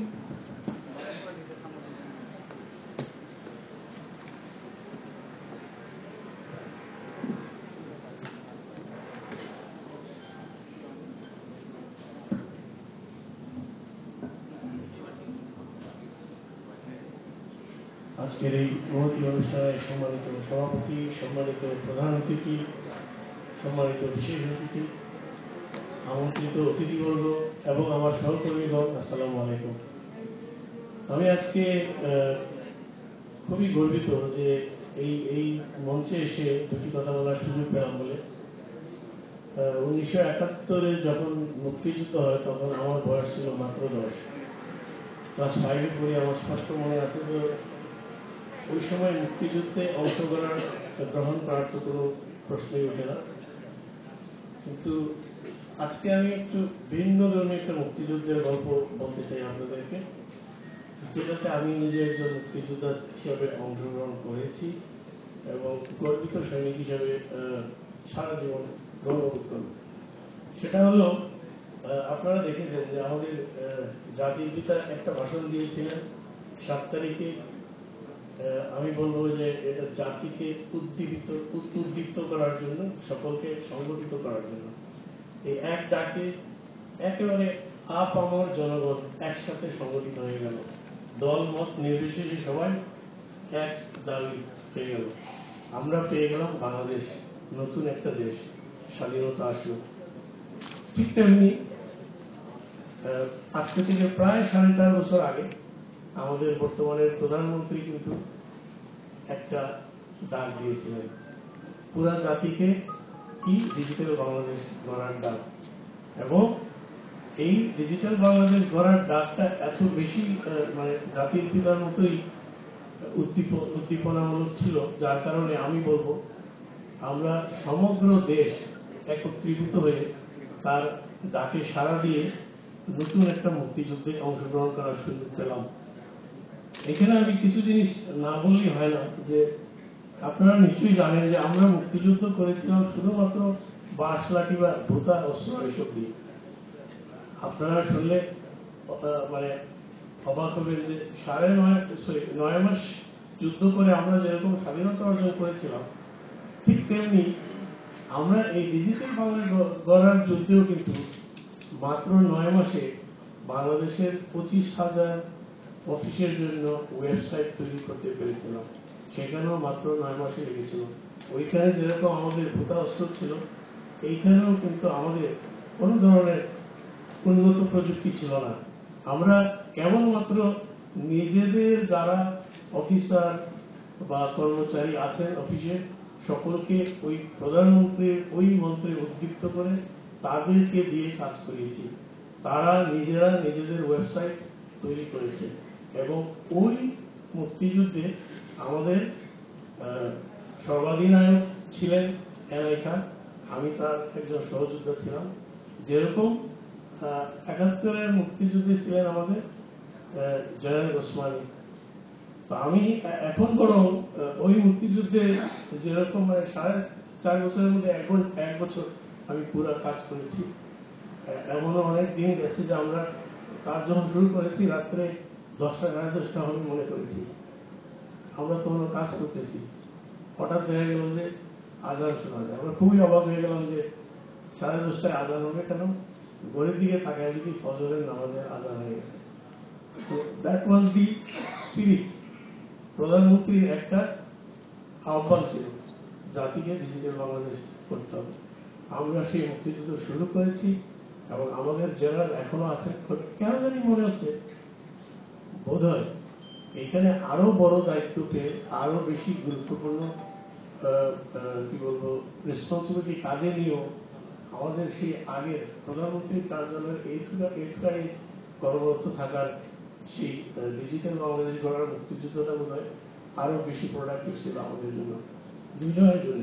আমার মনে হয় আমরা দুজনই একটু হলেও ওই প্রোডাকশন ক্ষমতা কমে গেছে। আমি আগে দেখেছি প্রত্যেক মাসে আমরা একটা না একটা কিছু সার্ভিস উদ্বোধন করতাম। আজকে ইউএসসি তাই এরপরের দিন মহিলা সংস্থার জন্য কোনো একটা কিছু এভরি মান্থ আমরা নিশ্চিত করতাম একটা না একটা কিছু আমরা জাতিকে উপহার দেব এবং উদ্বোধন হয়েছে। কিন্তু ইদানিং গত 6-7 মাস ধরে আমি কোনো উদ্বোধন দেখতেছি না, যে কোনো কারণে আমরা পিছিয়ে গেছি। কেন জানি মনে হয় it's time to take a new vow বা নতুন শপথে বোধহয় সময় এসেছে। আমি জানি যে সময় আমার কম, তাই আমি আর বেশি বলবো না, শুধু এইটুকুই সবাইকে বলবো যে আমরা যারা 71-এ মুক্তিযুদ্ধ করার সুযোগ পাইনি, ডিজিটাল বাংলাদেশের মুক্তিযুদ্ধে অংশগ্রহণের সুযোগ পাইছি, আমরা সবাই যেন প্রত্যেকে যে যার পক্ষ থেকে এই যুদ্ধে অংশগ্রহণ করি এবং ক্ষুধামুক্ত দরিদ্রমুক্ত বাংলাদেশ গড়তে, সর্বোপরি বাংলাদেশকে মধ্যম আয়ের দেশে উন্নীত করতে 2021 সনের মধ্যে মানে আমাদের বর্তমান আমি বলবো ডিজিটাল বাংলাদেশের জননী তার নির্দেশ মতে আমরা যেন 2021 সনের মধ্যে বাংলাদেশকে ডিজিটাল বাংলাদেশ পূর্ণাঙ্গ মধ্যম আয়ের বাংলাদেশে রূপান্তরিত করতে পারি। এটা যেন সকলেই আমরা শপথ গ্রহণ করি। এই উদাত্ত আহ্বান জানিয়ে আপনাদের সকলকে আজকে ধন্যবাদ জানিয়ে শেষ করছি। আসসালামু আলাইকুম। ধন্যবাদ জনাব এস.এম. আশফাক হোসেন। সম্মানিত সুধী, লেফটেন্যান্ট কর্নেল সাজ্জাদ আলী জঙ্গি বীর প্রতীক এবং বাংলাদেশের সর্বোচ্চ সম্মাননা স্বাধীনতা পদকে ভূষিত। তিনি 1971 সালে পাকিস্তানের সেনাবাহিনী ত্যাগ করে সুদূর জম্মু কাশ্মীর সীমান্ত অতিক্রম করে বাংলাদেশে মুক্তিযুদ্ধে অংশগ্রহণ করে সম্মুখ সমরে বীরত্বের জন্য বীর প্রতীক খেতাবে ভূষিত হন। তিনি মুক্তিযুদ্ধের একজন গবেষক, লেখক। তার লেখা বইয়ের সংখ্যা 30টি এবং নিয়মিত ইংরেজি ও বাংলায় মুক্তিযুদ্ধ ভিত্তিক প্রবন্ধ লিখছেন। মুক্তিযুদ্ধ ভিত্তিক 2টি শ্রেষ্ঠ প্রামাণ্যচিত্রের জন্য তিনি বজলুর রহমান স্মৃতি পদক লাভ করেছেন। মুক্তিযুদ্ধের সময়কার হারানো মানুষের খোঁজার প্রচেষ্টায় নিজেকে নিয়োজিত করেছেন এবং ভারতের মাটিতে প্রায় 3500 জন শহীদ মুক্তিযোদ্ধার কবর শনাক্ত করেছেন। এছাড়া দেশে বিদেশে অনেক মুক্তিযুদ্ধ ভিত্তিক সেমিনারও তিনি অংশগ্রহণ করেছেন। সম্মানিত সুধী, এই পর্যায়ে বক্তব্য রাখার জন্য আমি বিনীত অনুরোধ করছি লেফটেন্যান্ট কর্নেল সাজ্জাদ আলী জঙ্গি।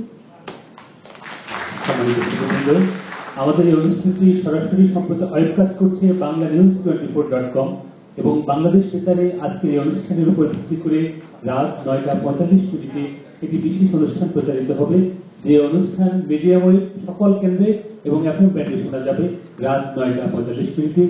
সম্মানিত সুধীবৃন্দ, আপনাদেরকে সেই অনুষ্ঠান শোনার জন্য আমন্ত্রণ জানাচ্ছি রাত 9:45 বাংলাদেশ বেতারে। আসসালামু আলাইকুম। মাননীয় সভাপতি, মাননীয় প্রধান অতিথি, উপস্থিত সুধীমণ্ডলী,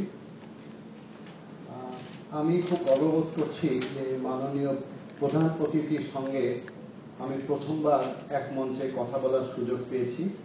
তার সম্বন্ধে আমি কিছু বলতে চাই না, কিন্তু নতুন প্রজন্মের সবাইকে অনুরোধ করছি, বাংলাদেশের স্বাধীনতা দলিল 15 খণ্ড, সেক্টর দলিল 10 খণ্ড, এবং আরেকটা বই আছে যেটা কে.এস. রুস্তমজি লিখেছেন, the British, the bandit and the border guard, ভারতের লেখক রুস্তমজি। এই বইগুলি দেখলে ওনার যে কি বিশাল অবদান আপনারা উপলব্ধি করতে পারবেন। তো যাই হোক, আজকাল শুনি 71-এ গন্ডগোল হয়েছিল, গণহত্যা হয়নি, কিছু সিভিল ওয়ার হয়েছিল, আর অতিরঞ্জিত হয়েছিল যে হত্যাকাণ্ডের বিষয়গুলো। তো আমি পাকিস্তান সেনাবাহিনীর যে সদস্য ছিলাম, তারা কি চিন্তা করত সেই তথ্যটা আমার কাছে আছে, আমরা কি করেছি সেই তথ্য আমার কাছে আছে। তো যাহা বলিব সত্য বলিব। দুটা ঘটনা বলতে চাই, যেন আপনারা এগুলি নিয়ে যখন বাসায় যাবেন একটু চিন্তা করবেন, তাহলে একটা সঠিক সিদ্ধান্তে পৌঁছতে পারবেন। সিলেটে পাকিস্তানের 202 brigade, 313 brigade, brigadier Salimullah, brigadier Hasan আর ব্রিগেডিয়ার ইফতেখার রানা স্যারেন্ডার করলেন বিকালবেলা। 16 তারিখে তারা স্যারেন্ডার করেননি, এটা অন্য ঘটনা। দুপুরের পরে কয়েকজন মুক্তিযোদ্ধা আমাকে বললেন যে স্যার, এই খাদিম আবাগানের থেকে অনেক মানুষকে মেরে ফেলেছে, দেখতে যাবেন? আমি বললাম যে চলেন। প্রায় কিলোমিটার রাস্তা, আমরা পাহাড়ের পাশ দিয়ে আসলাম, প্রায় বিকাল হয়ে গেছে। দেখলাম যে চা বাগানের পাশে বস্তি তো নেই, শুধু ছাই, একটা বিশাল গাছ উপত্যকার মধ্যে, কোনো মানুষ নাই, একটা বন্ধুর পরিবেশ। একটু পরে দেখলাম কয়েকটা কালো কালো মানুষ চা বাগান থেকে বের হয়ে আসছে, খুবই করুণ পরিবেশ। আমাকে দেখলো, খুব ভয় পেল। আমি বললাম আপনারা আছেন? ওরা বললো আপনারা কি মুক্তি? আমি বললাম জি আমরা মুক্তি। লোকগুলি আমাকে জড়িয়ে ধরে খুব কাঁদলো, বলল যে তারা আমাদেরকে শেষ করে ফেলেছে। কারা? পাকিস্তান সেনাবাহিনী এবং তাদের দোসররা। কি হয়েছিল? তারা আসলো এই টিলাটার কাছে, আমরা সবাই পালিয়ে গেলাম। মেজর সাহেব উর্দুতে চিৎকার করে বলছে, রাজাকার অধিনায়ক তা বাংলায় তর্জমা করে দিচ্ছে, তোমরা সবাই চলে আসো, মেজর সাহেব দেখবে তোমাদের মধ্যে কেউ মুক্তি আছে কিনা, যদি না থাকে তাহলে আমাদের ট্রাকের মধ্যে খাওয়া দাওয়া আছে, টাকা পয়সা দিয়ে চলে যাবো আমরা, ভয় পেও না। সরল বিশ্বাসে চলে আসলাম। প্রথমে আমাদেরকে দুটো লাইন করা হলো এই টিলাটার সামনে, আর মহিলা বাচ্চাদেরকে এই বস্তির একটা বড় ঘরের মধ্যে বসিয়ে দেওয়া হলো। তারপরে দেখলাম দুটো মেশিন গান লাগানো হচ্ছে টিলার উপরে। আমরা বুঝলাম যে আমাদের জীবনের শেষ প্রান্তে চলে এসেছি। কত চিৎকার করলাম, বললাম পাকিস্তান জিন্দাবাদ বলবো, আমরা পাকিস্তানি, তোমরা আমার ভাই হও, আমরা মাহালি, আমরা আদিবাসী, আমরা কোনো দল করি না, কিন্তু কোনো কথা শুনল না। প্রথমে মেশিন গানগুলো ছেড়ে দেওয়া হলো, পিঁপড়ার মতো মানুষগুলো পড়ে যাচ্ছে, শত শত আদিবাসী। বাকিরা কোনো মতে দৌড়িয়ে চা বাগানের মধ্যে লুকিয়ে পড়ল। চা বাগানে লুকিয়ে পড়লে কাউকে বের করা যায় না।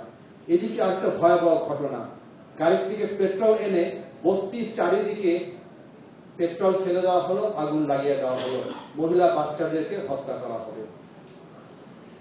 এই যারা বেঁচেছিল তারা বলল যে মহিলা বাচ্চারা চিৎকার করছে, কেউ কিছু করছে না। হঠাৎ করে দেখলো তারা একজন মেয়ে মাত্র, সে এগিয়ে এসেছে, বস্তির দরজাগুলো ভাঙছে, বাচ্চাগুলোকে বের করে দিল, মহিলাদেরকে বের করছে, নিজে বের হচ্ছে না। খুব সাহসী মহিলা। কি নাম তার? তার নাম রেবাতি মাহালি। বয়স কিরকম বুঝি না, 18-20 হবে, তখনও বিয়ে হয়নি। খুব আধুনিক মহিলা, খুব সুন্দরী মহিলা। সুন্দরী তো বুঝলাম, মাহালিরা সবাই সুন্দরী, আধুনিক কেমন করে? একমাত্র বস্তির মহিলা যিনি কুচি দিয়ে শাড়ি পরতে পারতেন, কনসেপ্ট অফ মডার্নিজম, এবং মেকআপ করতেন, কিভাবে ঠোঁটে লাল রং লাগাতেন। পার্লার তো ছিল না।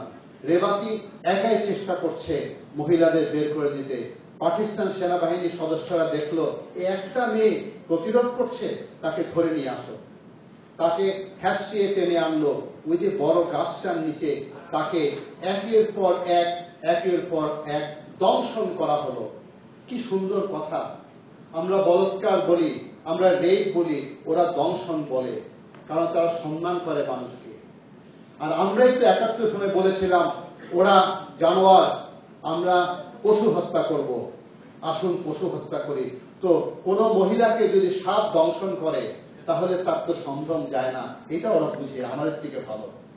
রেবাতি চিৎকার করেছিল, এত চিৎকার করেছিল যে উপত্যকা পাহাড়ের মধ্যে প্রতিধ্বনি হয়ে গেছিল, কেউ আগে আসেনি।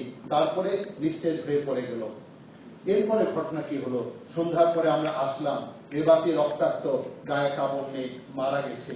আমরা 5-6 জন ছিলাম। আমরা মাথার যে গামছা ছিল তাকে আমরা শরীরের উপর ঢেকে দিলাম। তারপরে আমরা পালিয়ে গেলাম। রেবাতির কি হলো? কুকুর বিড়াল খেয়ে ফেলেছে। বড় দুঃখ লাগলো। সামান্য টাকা ছিল, সেটা তাদের দিলাম, মুক্তিযোদ্ধাদের দিয়ে আশেপাশে গ্রাম থেকে খাবার এনে দিলাম, তোমরা বেঁচে থাকার চেষ্টা করো, আমরা আবার আসবো। আমি আর আসলাম না। কিছু বছর আগে, 4 বছর আগে সেই গ্রামে গেলাম, সিলেটে গেছিলাম কাজে, গিয়ে দেখলাম সেই গাছটা এখনো আছে, ইতিহাসের সাক্ষী। কিন্তু বস্তি আর নেই, কোনো মানুষ নেই এখানে। কোথায় গেল? হেঁটে হেঁটে সামনে গেলাম, দেখলাম একজন লোক আসছে, আদিবাসী, আমাকে দেখে নমস্কার করলো। বললাম যে বস্তিটা কোথায়? বললো এটা অভিশপ্ত এলাকা, আমরা দূরে ওই পাহাড়ের পিছনে বস্তি করেছি। সে আমাকে বলল আপনাকে আমি চিনি। আপনি কে?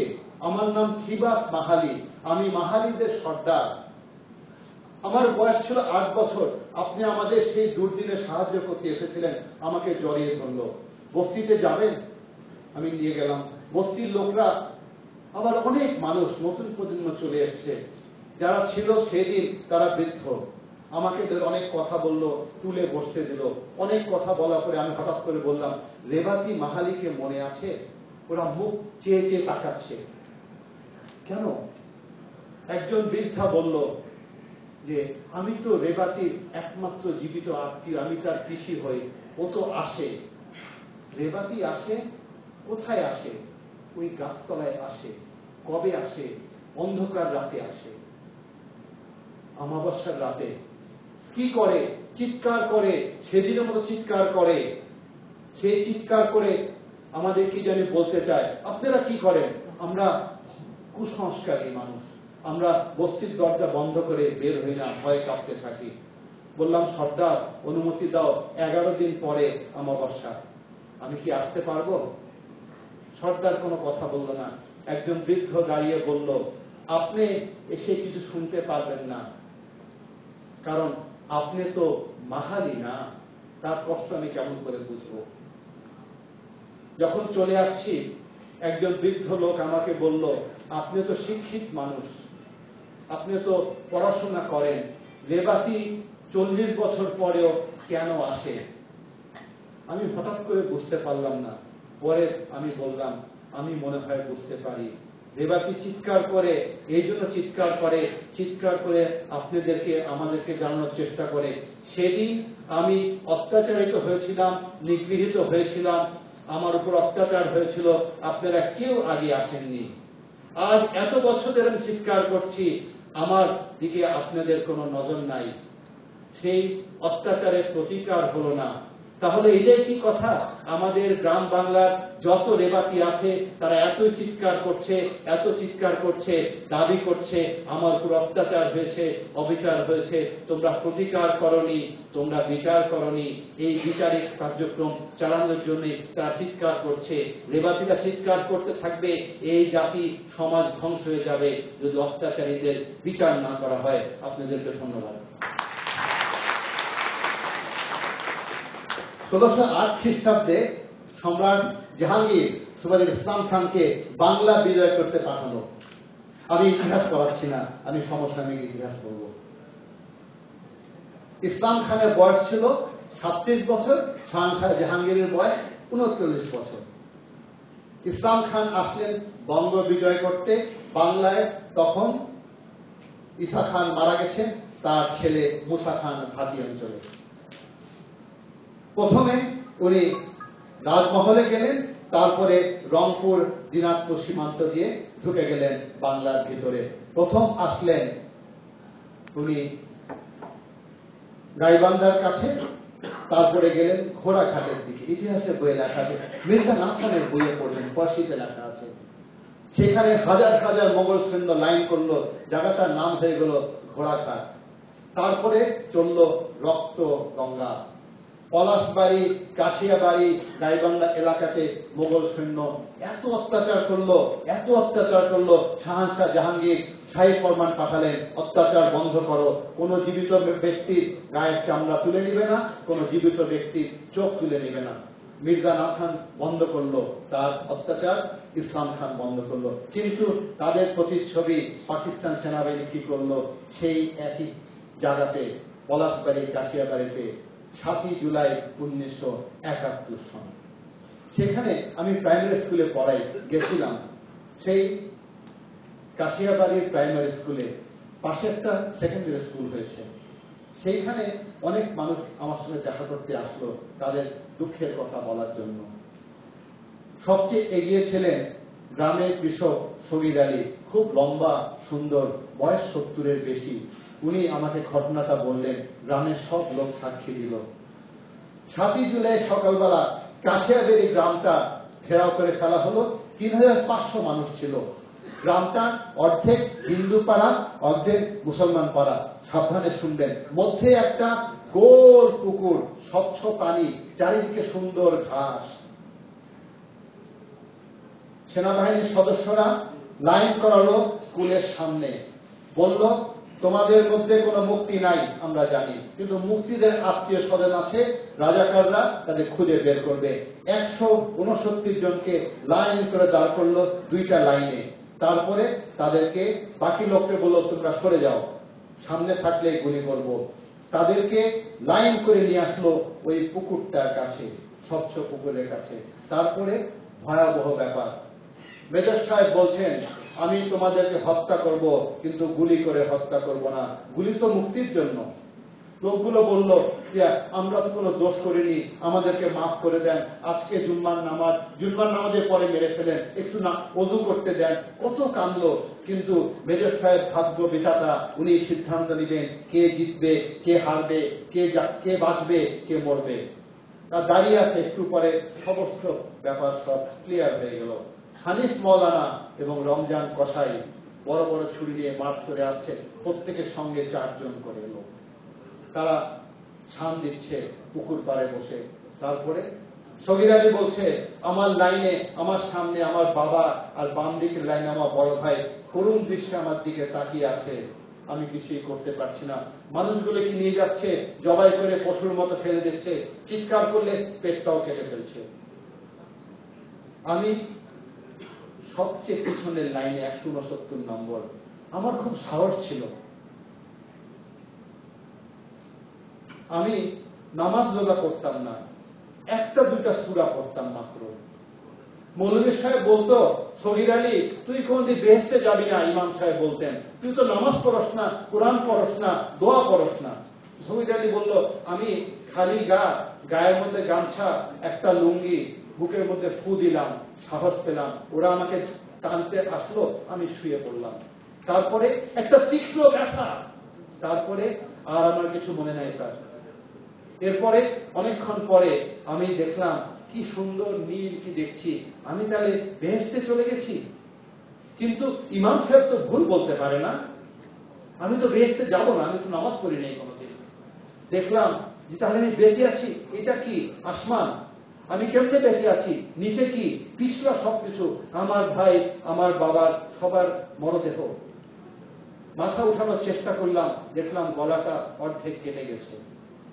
তারপরে দেখলাম কচুরি পানের উপরে আমার নাকটা ছিল বলে আমি নিঃশ্বাস নিতে পেরেছিলাম। উঠে দাঁড়ালাম, গলার মধ্যে জোর করে গামছাটা বাঁধলাম। তারপরে আমার বাবা ভাইয়ের রক্তের উপর দিয়ে লাশের উপরে আমি পুকুরের পাশে চলে এসেছি। আমার তো বাঁচতে হবে। সগীর আলী আপনি বাঁচতে চাচ্ছেন কেন, আপনি তো প্রায় মরেই গেছেন। না না, আপনি বুঝলেন না স্যার, দুনিয়াকে জানাতে হবে না যে কিভাবে আমাদেরকে অত্যাচার করা হয়েছে, না হলে এরা তো জানবে না, আর তো কেউ দেখে নাই, আর তো সবাই মরে গেছে। অনেক কষ্টে পুকুরের পাড়ে বের হলাম। তারপরে গলাটা আবার বাঁধলাম, বাঁচতে হবে, ওই জঙ্গল পর্যন্ত গেলেই আমি বেঁচে যাব, তারপরে মানুষ আমাকে সাহায্য করবে। তারপরে দৌড়ানোর চেষ্টা করলাম, 2 বার পড়ে গেলাম। তারপরে আবার দৌড়িয়ে চেষ্টা করলাম। তারপরে শেষবার পিছনে তাকালাম। সগীর আলী কি পিছনে দেখবেন, আমাকে জড়িয়ে ধরে গ্রামের কিশোর সগীর আলী কেঁদে দিল, চিৎকার করে বলল আমি আমার বাংলাদেশ দেখলাম। আমি বুঝতে পারলাম না কি বাংলাদেশের কথা সগীর আলী বলে।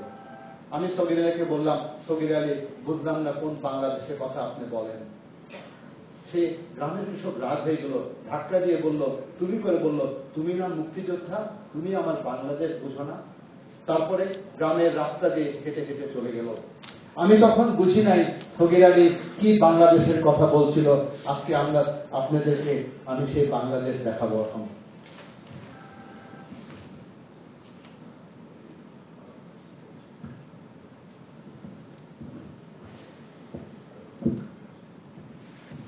এটাই সগীর আলীর বাংলাদেশ।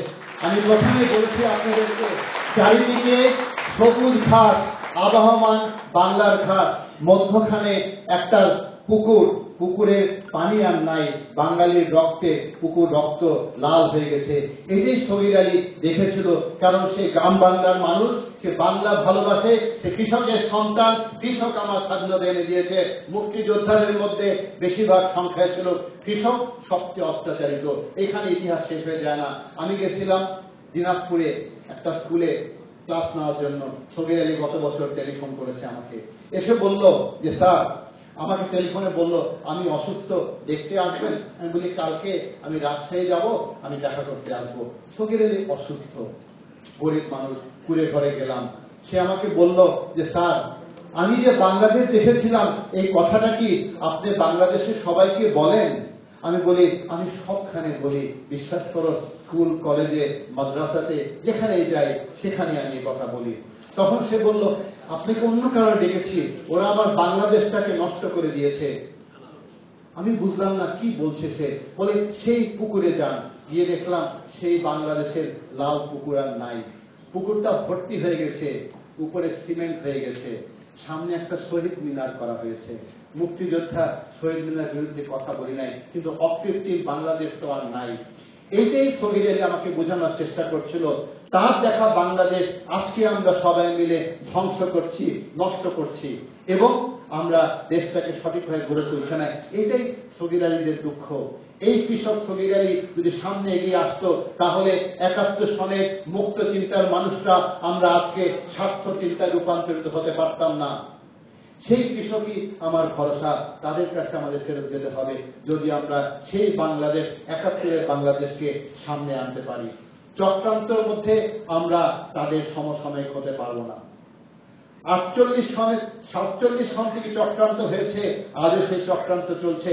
জিন্নাহ সাহেব 11 অগস্ট পাকিস্তান হাসিল হওয়ার 3 দিন আগে বলেছিলেন, from today we cease to be Muslim, Christian, Muslim, Christian or Buddhist, we are all Pakistani.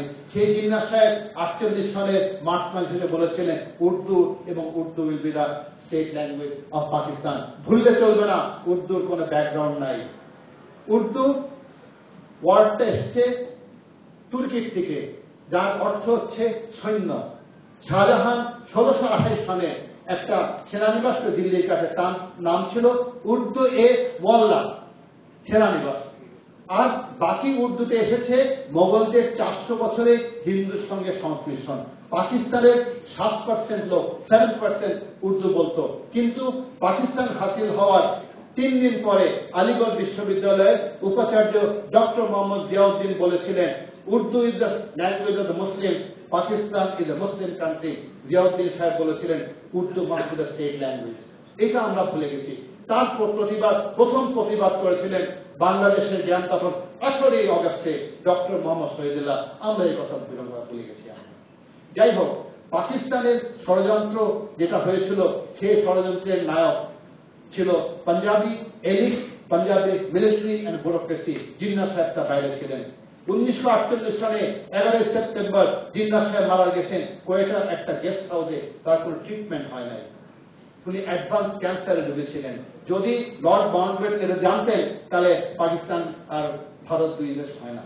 তো যাই হোক, তারপরে ঘটনা কি হলো, জিন্নাহ সাহেব গভর্নর জেনারেল যখন উনি মারা গেলেন, তারপরে খাজা নাজিবুদ্দিনকে গভর্নর জেনারেল করা হলো, কিন্তু ওনাকেও সরিয়ে দেওয়া হয়েছিল, কারণ উনি পুরো পাকিস্তানের লোক, যদি নওয়াব ফ্যামিলির লোক ছিলেন।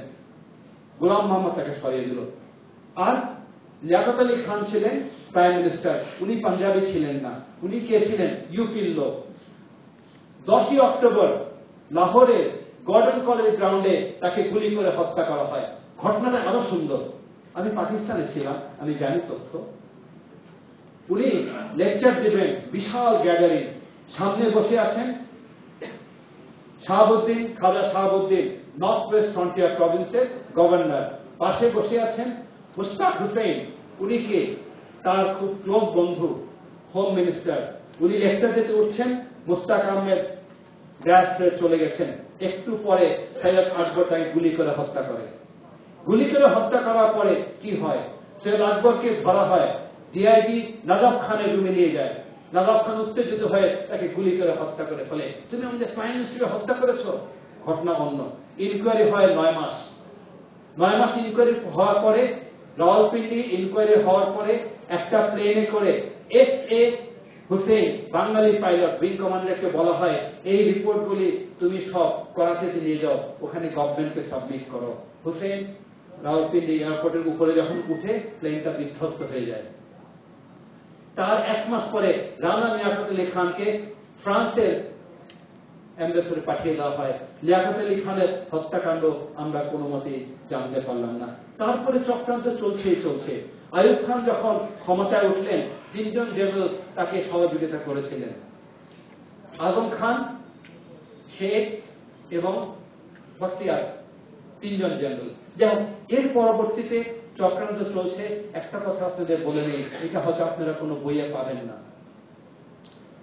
25শে মার্চের ঘটনা, বিকাল 5টার দিকে সেনানিবাস থেকে একটা গাড়ি বের হয়। সবাই দেখেছে লাল ক্যাপ পরা, ড্রেস পরা জেনারেল ইয়াহিয়া খান যাচ্ছেন। নিশ্চয়ই তখন তো গভর্নর হাউসে বঙ্গবন্ধুর সঙ্গে হয়তো আলোচনা হবে। গাড়িটা চলে গেল ফার্ম গেট দিয়ে। তার ঠিক 15 মিনিট পরে আরেকটা গাড়ি আসলো, যেই গাড়িতে ছিল ইয়াহিয়া খান। এই গাড়িটায় চলে গেল টার্মেকের মধ্যে।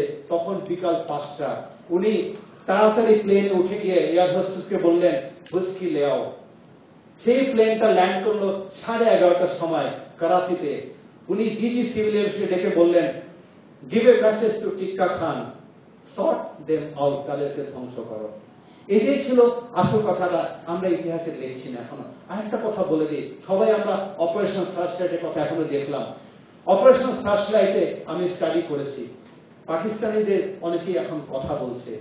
সত্যি কথা হচ্ছে কি, আগে আমরা বলি history is written by the victors, কিন্তু এখন যারা victory is written by the defeatees, পাকিস্তানিরা আরো বেশি বই লিখছে 71-এ আমাদের থেকেও। এটাই হলো দুঃখের কথা। অপারেশন সার্চলাইটে পড়লে 2টো লাইন আছে। যখন সিভিল লোকের কথা বলা আছে, সিভিল আওয়ামী লীগের লোক, রাজনীতিবিদ লেখা আছে, তাদেরকে অ্যারেস্ট করো। Arrest was the code word of Tikka Khan, to kill. আর যেখানে মিলিটারি কথা যে পুলিশ, আনসার, ইপিআর এবং আর্মি, সেনাবাহিনী লেখা আছে ডিজার্ম। ডিজার্ম ওয়ার্ডটা ছিল কিল। এটি হলো গণহত্যার দলিল।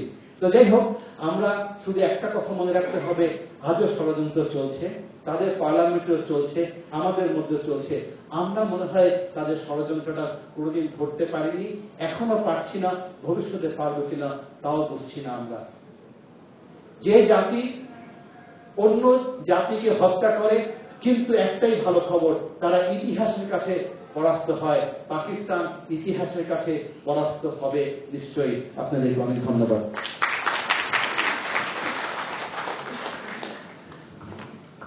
ধন্যবাদ জনাব সাজ্জাদ আলী জহির। তার অত্যন্ত চমৎকার ভিডিওগ্রাফি ও মর্মস্পর্শী বক্তব্যে আমাদেরকে ক্ষণিকের জন্য ফিরে নিয়ে গিয়েছিল 71-এর রণাঙ্গনে, যেখানে আমাদের বিচ্ছেদ ও বেদনার নকশিকাঁথা রচিত হয়। সেই নকশিকাঁথার পটে লেখা বাংলাদেশের নাম।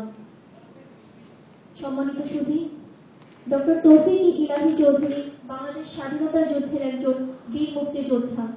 মহান স্বাধীনতা যুদ্ধে অপরিসীম সাহসিকতার জন্য গণপ্রজাতন্ত্রী বাংলাদেশ সরকার তাকে বীর বিক্রম খেতাবে ভূষিত করেন। 1971 সালের 25শে মার্চ রাতে তিনি জনগণের সঙ্গে একাত্ম প্রকাশ করে ঝাঁপিয়ে পড়েন মুক্তিযুদ্ধে। তিনি প্রতিরোধ যুদ্ধকালে সক্রিয় যুদ্ধের পাশাপাশি মুক্তিযুদ্ধে নানা সাংগঠনিক কর্মকাণ্ডে যুক্ত ছিলেন। তিনি 1971 সালে অস্থায়ী সরকারের শপথ গ্রহণকালে মেহেরপুরের মহকুমা প্রশাসক ছিলেন। পরবর্তীতে তিনি স্বাধীন বাংলাদেশ সরকারের সচিব পদে যোগদান করে গুরুত্বপূর্ণ ভূমিকা পালন করেন।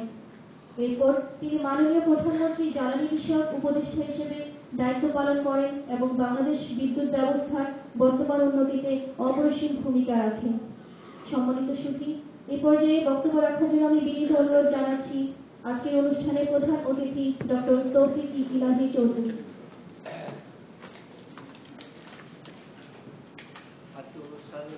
সভাপতি, মঞ্চ উপবিষ্ট সম্মানিত অতিথিবৃন্দ এবং আমার সামনে উপবিষ্ট সম্মানিত শ্রোতাবৃন্দ, মিডিয়া বন্ধুগণ, আসসালামু আলাইকুম। আমার মূল প্রতিম সাজ্জাদের বক্তৃতার পরে আমার কিছু বলার সাহস হচ্ছে না, তবুও যেহেতু আমাকে ডাকা হয়েছে, আমি অনেক লো ডেসিবেলে মোটামুটি ব্যবহারিকভাবে কিছু তথ্য বা আপনাদের কিছু বলার চেষ্টা করব। এখানে দুটো ঘটনা যে প্রামাণ্য চিত্রে দেখানো হয়েছে, যে 7ই মার্চের বঙ্গবন্ধুর বক্তৃতা এবং 17 এপ্রিল মুজিবনগরে বাংলাদেশ সরকারের শপথ গ্রহণ, এই দুটো অনুষ্ঠানে আমার থাকার সৌভাগ্য হয়েছে। 7ই মার্চের যে জনসমুদ্র দেখেছেন, টিএসসির কর্নারের দিকে আমি দাঁড়িয়েছিলাম। সেটা চেয়ে বড় ইম্পর্টেন্ট বা যেটা গুরুত্বপূর্ণ ঘটনা হলো যে বঙ্গবন্ধু ডাকে যে আন্দোলন হচ্ছিল, সে আন্দোলনটা কতখানি এনগালভ করে দিয়েছিল সমাজকে, সমাজের রন্ধ্রে রন্ধ্রে সে আন্দোলনের ডাক চলে গিয়েছিল। যে কারণে আমি তখন মেহেরপুরের, তখন এসডিও ছিল, মহকুমা প্রশাসক করতাম, মেহেরপুরের মহকুমা প্রশাসক হয়ে আমি বিভিন্ন স্থলচ্যুতায় ঢাকায় এসেছিলাম এবং জানতাম একটা কিছু অনুষ্ঠান হবে, কোন একটা সভা হবে, হয়তো বঙ্গবন্ধু একটা নির্দেশনা দিবে। এখানে যদি বলছে আমি এই আন্দোলন বাংলাদেশের স্বাধীনতা সংগ্রামে যে ইতিহাসের যে গতিধারা এবং তার যে ব্যাপকতা, সেটার জন্য আমার নিজের উদাহরণটা দিচ্ছি। আমি নিজে সিভিল সার্ভিস অফ পাকিস্তানের মেম্বার ছিলাম, সিএসপি অফিসার হলাম। আমার ভাইও সিভিল সার্ভিস অফ পাকিস্তানের মেম্বার ছিলেন, তো আরেক ভাই আমার সেন্ট্রাল সেক্রেটারি সার্ভিসে ছিল। সারা পাকিস্তানে একটা ফ্যামিলি থেকে 2 জন সিএসপি অফিসার, হয়তো 20 জনের বেশি ছিল না। আমরা খুব ক্যারিয়ার ওরিয়েন্টেড ছিলাম, বাবাও চেয়েছিলেন যে তোমরা পড়াশোনা করো, ভালো হোক, সেইভাবে আমরা নিজেদেরকে করতেছিলাম। যদিও হয়তো জেনেটিক্যালি কিছু রয়েছিল, কারণ আমার বাবাও যখন ভারতে অসহযোগ আন্দোলন হয় সেখানে যোগ দিয়েছিলেন। আমার বাবাও, অনেকে জানেন না, একটা বম্বে মিছিল হয়েছিল 46-এ, নেভাল মিছিল, তো সেই নেভাল মিছিলতে উনিও জড়িত হয়েছিলেন, বাট সেটা আমি পরে জেনেছি। কিন্তু আমাদের মতো অফিসার, তারা তো পাকিস্তানের অ্যাঙ্কর বলা, তারা কেন যোগ দিবে সংগ্রামে? তার অর্থ হলো, আমি পরে যেটা বুঝতে পারি, তখন তো আমার বোঝার ক্ষমতা ছিল না, মানে একটা আন্দোলনের জোয়ারে কখন নিজের অজান্তে জড়িয়ে পড়েছি, কখন নিজের অজান্তেই সিদ্ধান্ত নিচ্ছি। তবে 7ই মার্চে এখানে ওই লাস্ট লাইনটা দেখানো হয় যে বঙ্গবন্ধু বক্তৃতায় লাস্টে ছিল, আমরা শুনতে এসেছিলাম বোঝার জন্য যে কি করণীয় আছে। এবং আমি কোনো রাজনৈতিক দলের না, আমি একজন চাকরিজীবী, কেন্দ্রীয় সরকারের আমরা প্রতিনিধি। ওখানে এবারে সংগ্রাম, মুক্তি সংগ্রাম, এবারে সংগ্রাম স্বাধীনতার সংগ্রাম। এক জায়গায় উনি বলেছিলেন, দেশের মানুষকে মুক্ত করে ছাড়বো ইনশাআল্লাহ, জয় বাংলা, জয় বাংলাদেশ।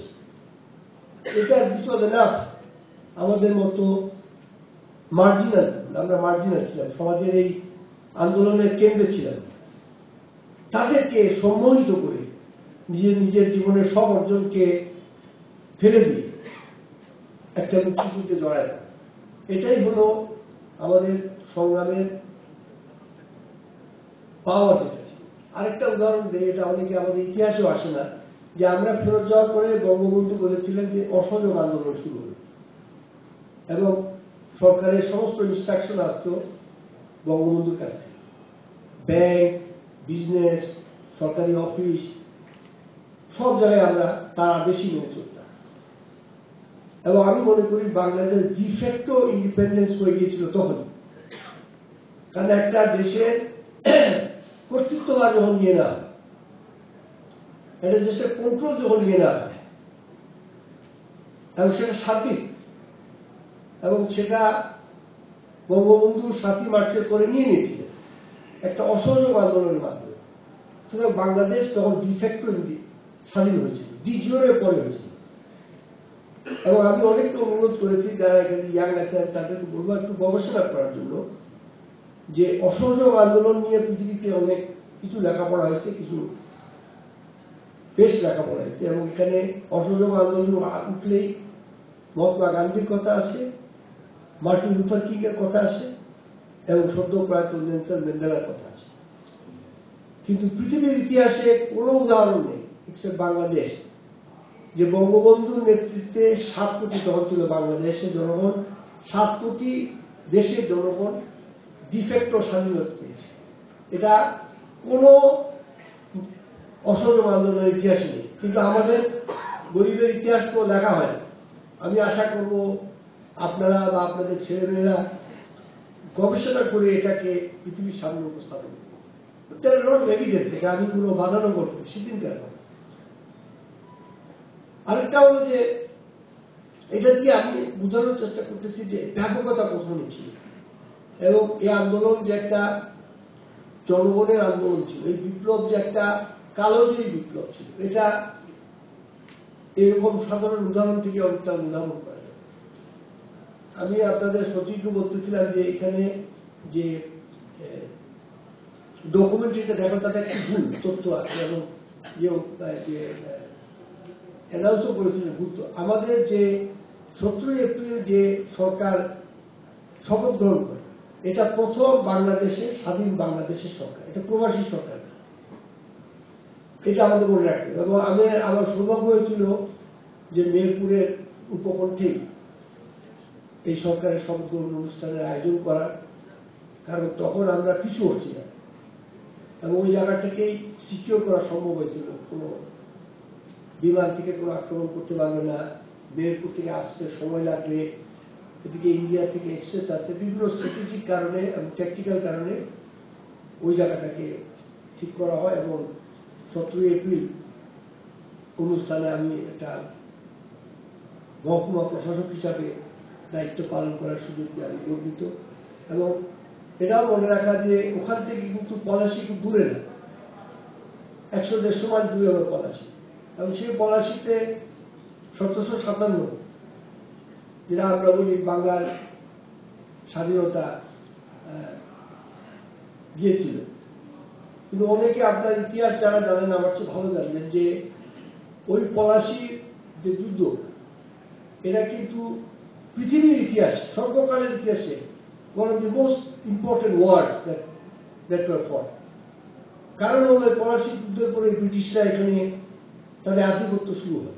এই ব্রিটিশ আধিপত্য শুরুর সাথে তাদের যে কলোনি, যেখানে সূর্য কোনোদিন অস্ত যেত না, এই বা ভারতের অবস্থানের কারণে পশ্চিমা সভ্যতা গড়ে উঠে, এবং পশ্চিমা সভ্যতার অনেকটা ড্রাইভিং ফোর্স ছিল এখানকার তাদের কলোনি। সেই জন্য পৃথিবীর ইতিহাসে তো অন্যভাবে লেখা হতো যদি এই পলাশী যুদ্ধ এইভাবে আমাদের এই সিরাজউদ্দৌলার পরাজয় না। ঠিক সেইভাবে কিন্তু আমি সেদিন আমার মনে পড়েছে সকালবেলা যখন অনুষ্ঠান হচ্ছে যে আমরা in some way we are রিক্লেমিং hour history, আমাদের ইতিহাসকে, আমাদের সম্মানকে, আত্মসম্মানকে আমরা পুনরুদ্ধার করতেছিলাম পলাশী দিকে খুব দূরে না হলো। এবং শুধু তাই না, আমরা সেদিন ব্রিটিশদের একটা ভ্রান্ত কনসেপ্টের আমরা পরিসমাপ্তি ঘটাচ্ছিলাম ফর্ম্যাল। সেটা হলো যে দুটো সভ্যতা, দুটো কালচার, আমরা একটা সভ্যতা, এখানে আমাদের ভুললে চলবে না, হাজার হাজার বছর ধরে এখানে মানুষ বসবাস করছে, সভ্যতা গড়ে উঠেছে। ওয়ারি বটেশ্বর এখন শুনতেছে, মহাস্থানগড় আছে, আরো কত কত সভ্যতা এখানে ছিল। ওদিকে পাকিস্তান, এই দুটো পশ্চিম পাকিস্তান তো বলা হতো, এই দুটোকে একটা ল্যান্ড এরিয়ার ব্রিজ ধর্মের নামে করা হলো। এই প্রথম ধর্মের অপব্যবহার শুরু হল। এই ধর্ম নিয়ে সমস্ত পাকিস্তান সরকারের, পাকিস্তানের সমস্ত আল্লাহ জানে মানুষের ইমান, কিন্তু যাদেরকে আমি খুব নিচু স্তরের মুসলমান হিসেবে মনে করি, এরাই দেশকে শাসন করে গেছে ধর্মের নামে। আমরা তখন পাকিস্তানে আমাদের কুলিগ যারা ছিল লাহোর একাডেমিতে, তাদের সাথে তখন অলরেডি বাংলাদেশ নিয়ে, মানে পাকিস্তানের এক্সপ্লটেশন নিয়ে আমরা আলাপ শুরু হয়ে গেছে। তো তাদেরকে বলতাম যে তোমরা এদিকে তো আফগানিস্তান আছে, ইরান আছে, পশ্চিমে তো কত মুসলমান দেশ, সেখানে যে একটা দেশ করো না, এখানে আমরা ভিন্ন সভ্যতার, ভিন্ন কালচার, ভিন্ন সংস্কৃতি দেশ, এখানে এসে তুমি কেন বলছো? এই ধর্মের নামে যে একটা পারভার্স কনসেপ্ট করে একটা দেশ করা হয়েছিল, আমরা সেটাকে শেষ করেছি। কারণ আমরা চাই না ধর্মের কোনো রাজনৈতিক অপব্যবহার হয়। এটা আল্লাহর ইচ্ছাই হয়েছে। কারণ আপনারা অনেক জ্ঞানীগুণী আছেন, পড়াশোনা কথা বলছে যে তোমাদেরকে বিভিন্ন কম হিসাবে তৈরি করেছে, তোমরা পৃথিবীতে ছড়ায় পড়ে বিভিন্ন, তোমরা এক করে তোমরা বিভিন্ন জায়গায় বিভিন্ন সভ্যতার বিভিন্ন জনপদ তোমরা গড়ে তুলবে। এখানে এই যে absurd concept of a state, এবং ব্রিটিশরা আমি মনে করি ইচ্ছাকৃতভাবে করেছিল তারা, সো দ্যাট এইখানে আমাদের আই গেস মাউন্টব্যাটেন বোধহয় নাকি বলেছিলেন, one of these architects, যে Pakistan would not last 2 decades, একটু বেশি সময় লেগেছিল। তারা যে পার্টিশন করে গিয়েছিল এর মধ্যে এর রিজলিউশনের সিট ছিল তারা জানত, কিন্তু তারা এই অ্যাবসার্ড কনসেপ্ট দিয়ে তারা পৃথিবীকে, আমরাও তাদের প্রেরণা করেছি। অ্যাবসার্ড কনসেপ্ট আপনারা জানেন মিডল ইস্টেও আছে, যেখানে প্যালেস্টাইনকে সরায় একটা দেশ করা হয়েছে।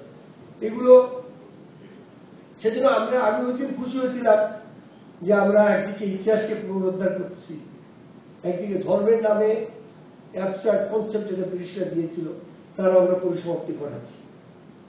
সেজন্য এই পিছনে ফিরে তাকালে এইগুলো কারণে আমি গর্বিত বোধ করি। আরেকটা প্রশ্ন যেহেতু খাবার করে নিয়ে আমি ভাবছি এখানে হয়তো অনেক সময় আসে কিন্তু আলোচনায় আসে না। আমি বিভিন্নভাবে শুরু থেকেই হয়তো স্বতঃপ্রণোদিত হয়ে অবশ্যই আমি যুদ্ধে জড়াই করি, এবং যুদ্ধে জড়ার পরে ইভেন্চুয়ালি আমি সাবসেক্টর কমান্ডার হই। শেষে আমার সাথে কোম্পানি প্লাস 200-র মতো রেগুলার ছিল, 4000-এর মতো গেরিলা ছিল। আর পরে কিন্তু বাংলাদেশের army tribal commission in the army আমি রেগুলার অফিসার হিসেবে তারপরে তারপরে আমি ডিভার্টেড কিছু। প্রাথমিকভাবে যখন যুদ্ধে আমরা জড়িয়ে পড়ছি, তখন রাজনৈতিক যে নেতৃত্ব এটা আমাদের কাছে দূরে মনে, যারা জীবনের ঝুঁকি নিচ্ছে, যারা আমরা দৈনন্দিন বা আমার চেয়েও যারা ভিতরে অনেক বেশি ডিপলি ইনফিলট্রেট করে গেছে, তাদের ঝুঁকি আরো বেশি। তখন রাজনৈতিক নেতৃত্বের সাথে একটা টানাপোড়ে হচ্ছে। এটা কিন্তু অনেক সময় কিছুটা অজ্ঞতার কারণে হয়ে থাকে। আপনারা যদি কেউ রিসেন্টলি একটা বই পাবলিশ হয়েছে, গেরি ব্যাস বলে প্রিন্সটনের প্রফেসর লিখেছেন, blood telegram, Nixon, Kissinger and the forgotten genocide. এটা শেষের দিকে কিছু তার সাথে আমি এগ্রি করি, আমি তার ইমেজের লিখছি, সে উত্তর দিয়েছে। But main part of the story হলো যে আমেরিকার যেগুলো ডকুমেন্টগুলো ডিক্লাসিফাইড হয়েছে 1971 সালে, বিশেষ করে হোয়াইট হাউসে, সেই কাগজপত্রের উপর ভিত্তি করে আমাদেরকে ইনফর্ম করা। আমরা যুদ্ধে এসব খবর রাখতাম না, কিন্তু যুদ্ধের যে একটা রাজনৈতিক মুখ দরকার, যুদ্ধের যে একটা কূটনৈতিক স্টান্স দরকার, এটা যে কত বড় প্রয়োজন আমি এটা পড়ার পরে বুঝলাম। যে আমরা তো জানতাম না, আমরা মনে করতেছি পাকিস্তান একটা ক্যাম্প উড়াই দিয়েছি, একটা ব্রিজ উড়াই দিলাম, একটা বিওপি দখল করলাম, আমাদের